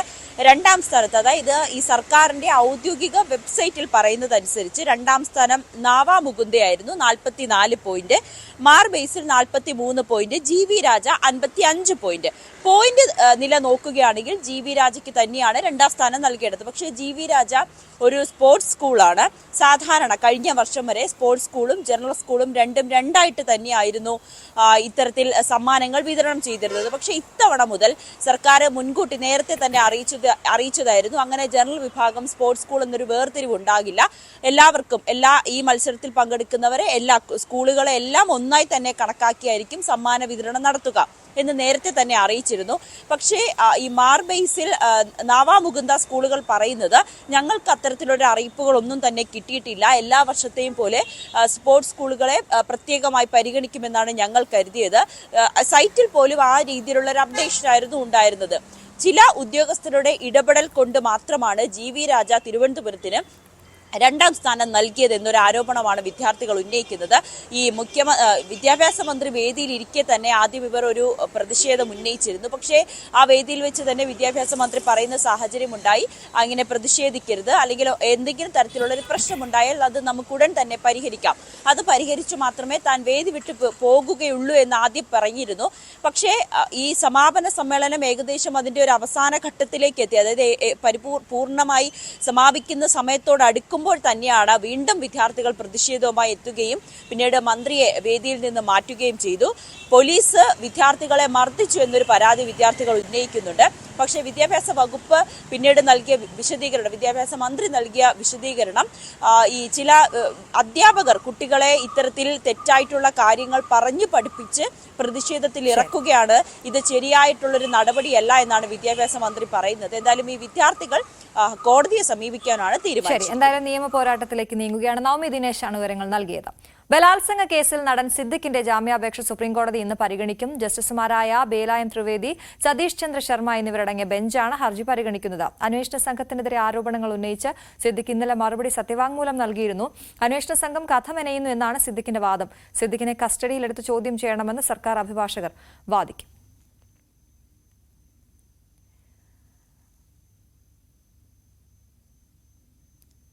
അപ്പോൾ ഇന്ന് നവംബർ 12 സ്പെഷ്യൽ ഡേ ആഘോഷിക്കുന്ന എല്ലാവർക്കും ആശംസകൾ അറിയിക്കുകയാണ്. നമ്മൾ സ്പെഷ്യൽ ഡേ സെഗ്മെന്റിലേക്ക് കടക്കുകയാണ്. ആദ്യത്തെ പിറന്നാളുകാരി സുശീലാമ്മയാണ്. ആലപ്പുഴ സ്വദേശിയാണ് സുശീലാമ്മ. സുശീലാമ്മയുടെ ബർത്ത്ഡേ ആണ്. അപ്പോൾ ഹാപ്പി ബർത്ത്ഡേ സുശീലാമ്മ. ആയുരാരോഗ്യ സൗഖ്യത്തിലിരിക്കട്ടെ.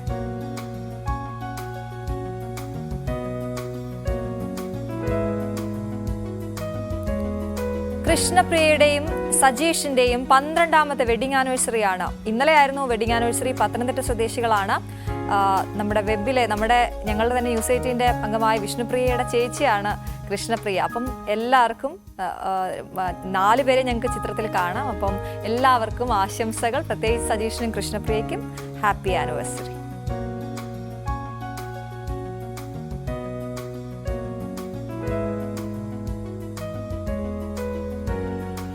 ഇത് അന്വയ സുമേഷ്. അന്വയുടെ 13ാമത്തെ പിറന്നാളാണ് ഇന്ന്. മൊറാഴ ഗവൺമെന്റ് ഹയർ സെക്കൻഡറി സ്കൂളിലെ 8ാം ക്ലാസ് വിദ്യാർത്ഥിനിയാണ്. ഞങ്ങളുടെ പ്രിയപ്പെട്ട ക്യാമറാമാൻ സുമേഷ് മൊറാഴയുടെ മകളാണ്. അന്വയെ നമുക്കൊരു പാട്ടൊക്കെ അയച്ചു തന്നിട്ടുണ്ട് പിറന്നാളായിട്ട് കാണിക്കണമെന്ന് പറഞ്ഞിട്ട്. അപ്പോൾ ശ്രീനന്ദയും അമ്മ മിനിയും ഒക്കെ ഒരുമിച്ച് അന്വയ്ക്ക് ഹാപ്പി ബർത്ത്ഡേ പറയുകയാണ്. അപ്പൊ നമുക്ക്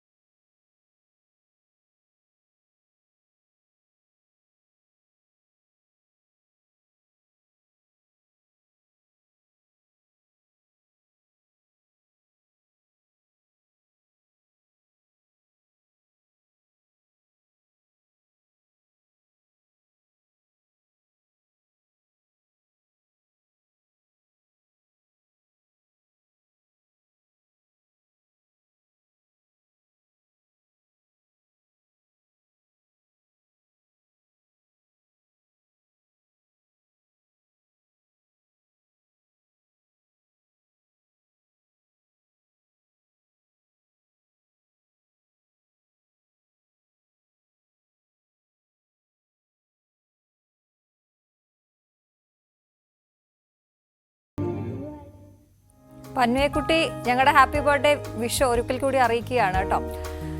ഇത് പ്രതീഷ് പ്രജീഷ ദമ്പതികളാണ്. രണ്ടുപേരുടെയും ഫസ്റ്റ് വെഡിങ് ആനിവേഴ്സറി ആണ് ഇന്ന്. അപ്പൊ രണ്ടുപേർക്കും വിവാഹ മംഗള ആശംസകൾ. ഇനി അങ്ങോട്ട് മുന്നോട്ട് പോട്ടെ, ഗംഭീരമായി ഇനി ഒരുപാട് വർഷങ്ങൾ വരട്ടെ Prateesh and Prajeesha. Happy anniversary.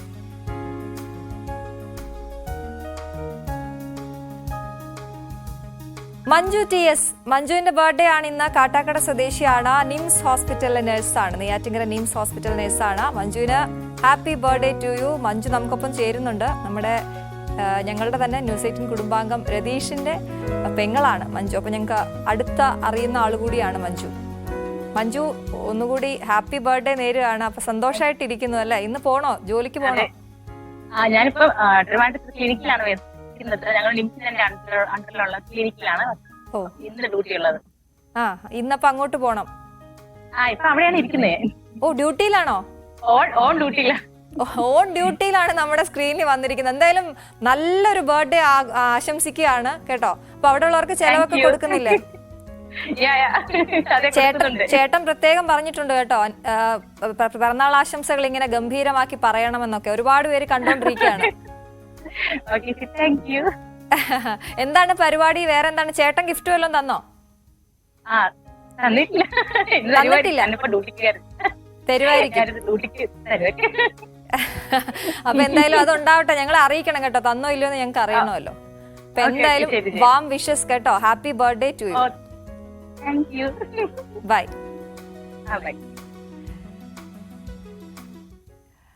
അപ്പൊ നമ്മൾ ഇനി വീണ്ടും തെരഞ്ഞെടുപ്പ് വിശേഷങ്ങളിലേക്ക് വരികയാണ്. അതിനു മുൻപ് പാലക്കാട് UDF സ്ഥാനാർത്ഥി രാഹുൽ മാങ്കൂട്ടത്തിന് ഇന്ന് വിശേഷപ്പെട്ട ദിനമാണ്. രാഹുലിന്റെ പിറന്നാളാണ് ഇന്ന്. നാട്ടിലാണെങ്കിൽ അമ്മയുടെ സദ്യ ഉണ്ടാകുമെന്ന് രാഹുൽ മാങ്കൂട്ടത്തിൽ ന്യൂസ് 18നോട് പറഞ്ഞു.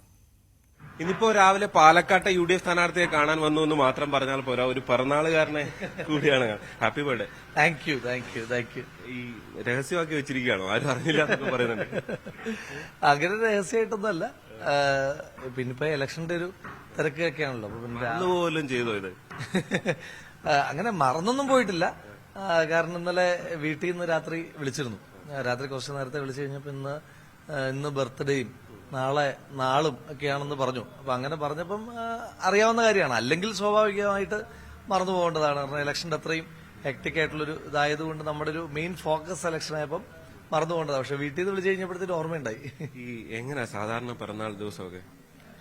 സാധാരണ പിറന്നാൾ ദിവസം എല്ലാ ദിവസവും പോലൊക്കെ തന്നെയുള്ളൂ. വീട്ടിലാണെങ്കിൽ ചെറിയ സദ്യ ഉണ്ടാവും. പിന്നെ നാട്ടിലാവുമ്പം നാട്ടിൽ നമ്മുടെ സഹപ്രവർത്തകരും സുഹൃത്തുക്കളും എല്ലാം കൂടെ വന്നിട്ട് കേക്ക് മുറിയൊക്കെ ഉണ്ടാവും. അതൊക്കെ തന്നെയുള്ളൂ. വലിയൊരു ആഘോഷമൊന്നുമില്ല. ഇപ്പൊ അമ്മയുടെ ഒരു പിറന്നാൾ സദ്യ മിസ് ചെയ്യോ? ഇല്ല, അങ്ങനെ എല്ലാ വർഷവും അത് കഴിയലില്ല. ഞാൻ എല്ലാ വർഷവും പിറന്നാളിന് വീട്ടിലുണ്ടാകുന്നൊരു സാഹചര്യം ഇല്ല. വീട്ടിലുണ്ടെങ്കിൽ ഒരു സദ്യ ഉണ്ടാവും. സാധാരണ എല്ലാ വർഷവും ഉണ്ടാകലില്ല. ഇപ്പം കഴിഞ്ഞ കുറെ നാളായിട്ട് വീട്ടിലുണ്ടാകൽ തന്നെ വളരെ കുറവാണ്. 1-2 വർഷം കണ്ടേ ഉണ്ടായിരുന്നുള്ളൂ. ബാക്കി എല്ലാ വർഷവും പുറത്തൊക്കെ തന്നെ ആയിരുന്നു. ശരി, എന്തായാലും രാഹുലിനും ഹാപ്പി ബർത്ത്ഡേ. ഈ തെരഞ്ഞെടുപ്പിന്റെ തിരക്കിനിടയിലും ബർത്ത്ഡേ നല്ലതായിരിക്കട്ടെ എന്ന് ആശംസിക്കുകയാണ്. വരും ദിവസങ്ങളും നല്ലതായിരിക്കട്ടെ എന്ന് ആശംസിക്കുന്നു. നമുക്കിനി കുറച്ച് വാർത്തകൾ വളരെ വേഗത്തിലെടുക്കാം. ഫാസ്റ്റ് ന്യൂസുമായി ഹരികൃഷ്ണൻ ചേരും.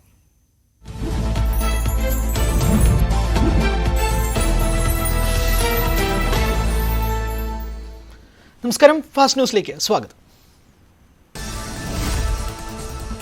കെ ഗോപാലകൃഷ്ണന്റെയും എൻ പ്രശാന്തിന്റെയും സസ്പെൻഷൻ ഉത്തരവിൽ ഗുരുതര പരാമർശങ്ങൾ. സിവിൽ സർവീസിൽ ഭിന്നിപ്പും വർഗീയ ചേർതിരിവ് സൃഷ്ടിക്കുന്നതാണ് ഗോപാലകൃഷ്ണൻ ഉണ്ടാക്കിയ മതാടിസ്ഥാനത്തിലുള്ള വാട്സാപ്പ് ഗ്രൂപ്പ്. അഡീഷണൽ ചീഫ് സെക്രട്ടറിക്കെതിരെ പ്രശാന്ത് നടത്തിയ പരാമർശങ്ങൾ ഭരണ സംവിധാനത്തിന്റെ പ്രതിച്ഛായ തകർക്കുന്നതും സിവിൽ സർവീസിൽ ഭിന്നിപ്പുണ്ടാക്കുന്നതുമാണെന്നും സസ്പെൻഷൻ ഉത്തരവിൽ. ഉന്നതിയുടെ സിഇഒ സ്ഥാനത്ത് നിന്ന് മാറിയപ്പോൾ പദ്ധതിയുമായി ബന്ധപ്പെട്ട ഫയലുകൾ എൻ പ്രശാന്ത് IAS കൈമാറിയതിന് തെളിവ്. ഫയലുകൾ ഏൽപ്പിച്ചത് വകുപ്പ് മന്ത്രിയെ. പുതുതായി ചുമതലയേറ്റ കെ ഗോപാലകൃഷ്ണന് ഫയലുകൾ വകുപ്പ് കൈമാറുകയും ചെയ്തു. അഡീഷണൽ സെക്രട്ടറിയുടെ ഉത്തരവിന്റെ പകർപ്പ് ന്യൂസ് 18. IAS ചേരിപ്പോരിലെ നടപടിയിൽ പ്രതികരിച്ച് എൻ പ്രശാന്ത്. തനിക്കെതിരായ നടപടിയിൽ അത്ഭുതം തോന്നുന്നു. എന്ത് തെറ്റാണ് താൻ ചെയ്തതെന്ന് അറിയില്ല. സർക്കാർ തന്റെ ഭാഗം കേട്ടില്ലെന്നും എൻ പ്രശാന്ത് ന്യൂസ് 18. സീപ്ലെയിൻ കേരളത്തിലെ ഒരു കായലിലും ഇറങ്ങാൻ അനുവദിക്കില്ലെന്ന് CPI. കഴിഞ്ഞ തവണത്തേക്കാൾ അതിശക്തമായ സമരമുണ്ടാകുമെന്ന് TJ ആഞ്ചലോസ്. മത്സ്യത്തൊഴിലാളികളുടെ ഉപജീവനം ഇല്ലാതാക്കാനാകില്ല. വിവിധ സംഘടനകൾ ഈ മാസം 20-ന് യോഗം ചേരും. ഇറങ്ങിയാൽ തടയുമെന്നും CPI ആലപ്പുഴ ജില്ലാ സെക്രട്ടറി. ചേലക്കരയും വയനാടും നാളെ പോളിംഗ് ബൂത്തിലേക്ക്. ഇന്ന് നിശബ്ദ പ്രചാരണം. പരമാവധി വോട്ടർമാരെ നേരിട്ട് കാണാൻ മുന്നണികൾ. പൗരപ്രമുഖരെയും സ്ഥാനാർത്ഥികൾ കാണും. പ്രിയങ്ക ഗാന്ധി വോട്ടെടുപ്പ് പൂർത്തിയാകുന്നതുവരെ മണ്ഡലത്തിൽ ക്യാമ്പ് ചെയ്യും. ഇടത് സ്ഥാനാർത്ഥി സത്യൻ മൊകേരി തിരുവമ്പാടി, വണ്ടൂർ, ഏറനാട്, നിലമ്പൂർ മണ്ഡലങ്ങളിലെ വിവിധയിടങ്ങളിൽ സന്ദർശനം നടത്തും. NDA സ്ഥാനാർത്ഥി നവ്യ ഹരിദാസ് സുൽത്താൻ ബത്തേരി, കൽപ്പറ്റ നിയോജക മണ്ഡലങ്ങളിൽ നിശബ്ദ പ്രചാരണം നടത്തും. വയനാട്ടിലും ചേലക്കരയിലും പരസ്യ പ്രചാരണം പൂർത്തിയായതോടെ കൂടുതൽ നേതാക്കൾ പാലക്കാട്ടേക്ക്. BJPക്ക് വേണ്ടി തേജസ്വി സൂര്യ ഇന്ന് മണ്ഡലത്തിലെത്തും. കർഷകരുടെ പ്രശ്നം ചൂണ്ടിക്കാട്ടി UDF പ്രചാരണം. വഖഫ് നിയമ ഭേദഗതിയും കാർഷിക പ്രശ്നങ്ങളും ആയുധമാക്കി BJP. LDF UDF മത്സരമാണെന്ന K മുരളീധരന്റെ പ്രസ്താവനയാണ് ഇടതുമുന്നണിയുടെ ആയുധം. മുഖ്യമന്ത്രിയുടെ ഉറപ്പിൽ പ്രതീക്ഷയോടെ മുനമ്പം തീരദേശവാസികൾ. 22-ാം തീയതി ഉന്നതതല യോഗം. ശാശ്വത പരിഹാരം വേണമെന്ന് ആവശ്യം. തീരദേശവാസികളുടെ സമരം ഇന്ന് 31-ാം ദിവസത്തിൽ. വഖഫ് ബോർഡിന്റെ നടപടി മൂലം പ്രതിസന്ധിയിലായത് നിരവധി ജീവിതങ്ങൾ. ഭൂമിയുടെ റവന്യൂ അവകാശത്തിന് വെല്ലുവിളി ഉയർന്നതോടെ ലൈഫ് മിഷൻ പദ്ധതിയിൽ അനുവദിച്ച വീടുകളും നഷ്ടമായി. പഠനവും ജീവിതവും വഴിമുട്ടിയ അവസ്ഥയിൽ മുനമ്പത്തെ കുടുംബങ്ങൾ. സംസ്ഥാന സ്കൂൾ കായികമേളയിൽ GV രാജ സ്കൂളിന് 2ാം സ്ഥാനം നൽകിയതിൽ പ്രതിഷേധം ശക്തമാക്കി വിദ്യാർത്ഥികൾ. കോടതിയെ സമീപിക്കാൻ ഒരുങ്ങി നാവാമുകുന്ദ, മാർബേസിൽ സ്കൂളുകൾ. സ്പോർട്സ് സ്കൂളുകളെ കിരീടത്തിന് പരിഗണിച്ചത് ശരിയല്ലെന്നാണ് പരാതി.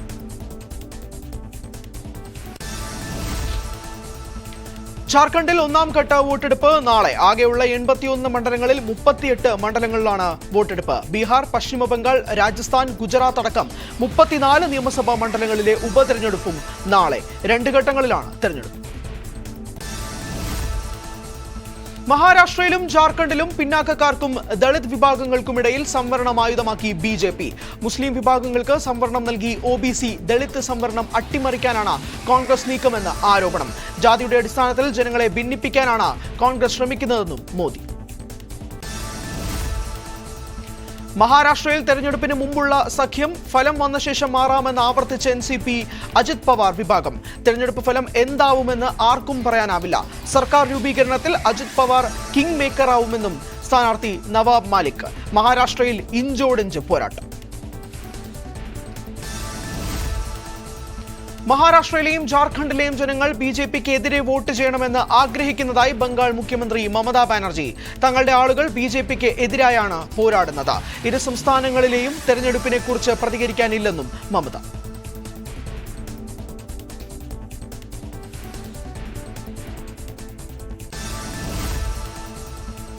മഹാരാഷ്ട്ര തെരഞ്ഞെടുപ്പിൽ വോട്ട് അഭ്യർത്ഥിച്ച് നടനും ശിവസേന നേതാവുമായി ഗോവിന്ദ മഹായുതി സർക്കാരിനാണ് വോട്ട് അഭ്യർത്ഥിച്ചത്. ഡൽഹിയിൽ ഡെങ്കു കേസുകളിൽ വൻ വർധനവ്. ആകെ 4533 കേസുകളും 3 മരണങ്ങളും റിപ്പോർട്ട് ചെയ്തു. 2431 കേസുകളും റിപ്പോർട്ട് ചെയ്തത് നവംബറിൽ.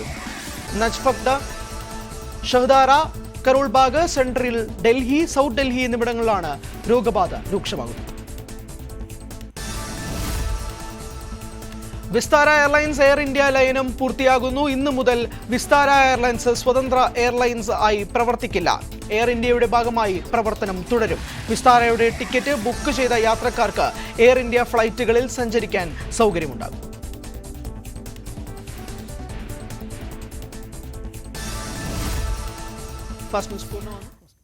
Thank you Hari. അപ്പൊ നമ്മൾ ഫാസ്റ്റ് ന്യൂസ് കണ്ടു. ഇനി നമ്മൾ നമ്മുടെ സമയം ഇവിടെ അവസാനിക്കുകയാണ്. രാവിലെയുടെ സമയം അവസാനിക്കുകയാണ്. ചേലക്കരയും വയനാടും നാളെ പോളിംഗ് ബൂത്തിലേക്ക് എത്തുമ്പോൾ മുന്നണികൾ സജീവമായ നിശബ്ദ പ്രചാരണത്തിലാണ്. നിരവധി വാർത്തകളുള്ള സജീവമായ ഒരു വാർത്താ ദിനത്തിലേക്ക് പ്രേക്ഷകരെ ഒരിക്കൽ കൂടി സ്വാഗതം ചെയ്യുന്നു. നമസ്കാരം.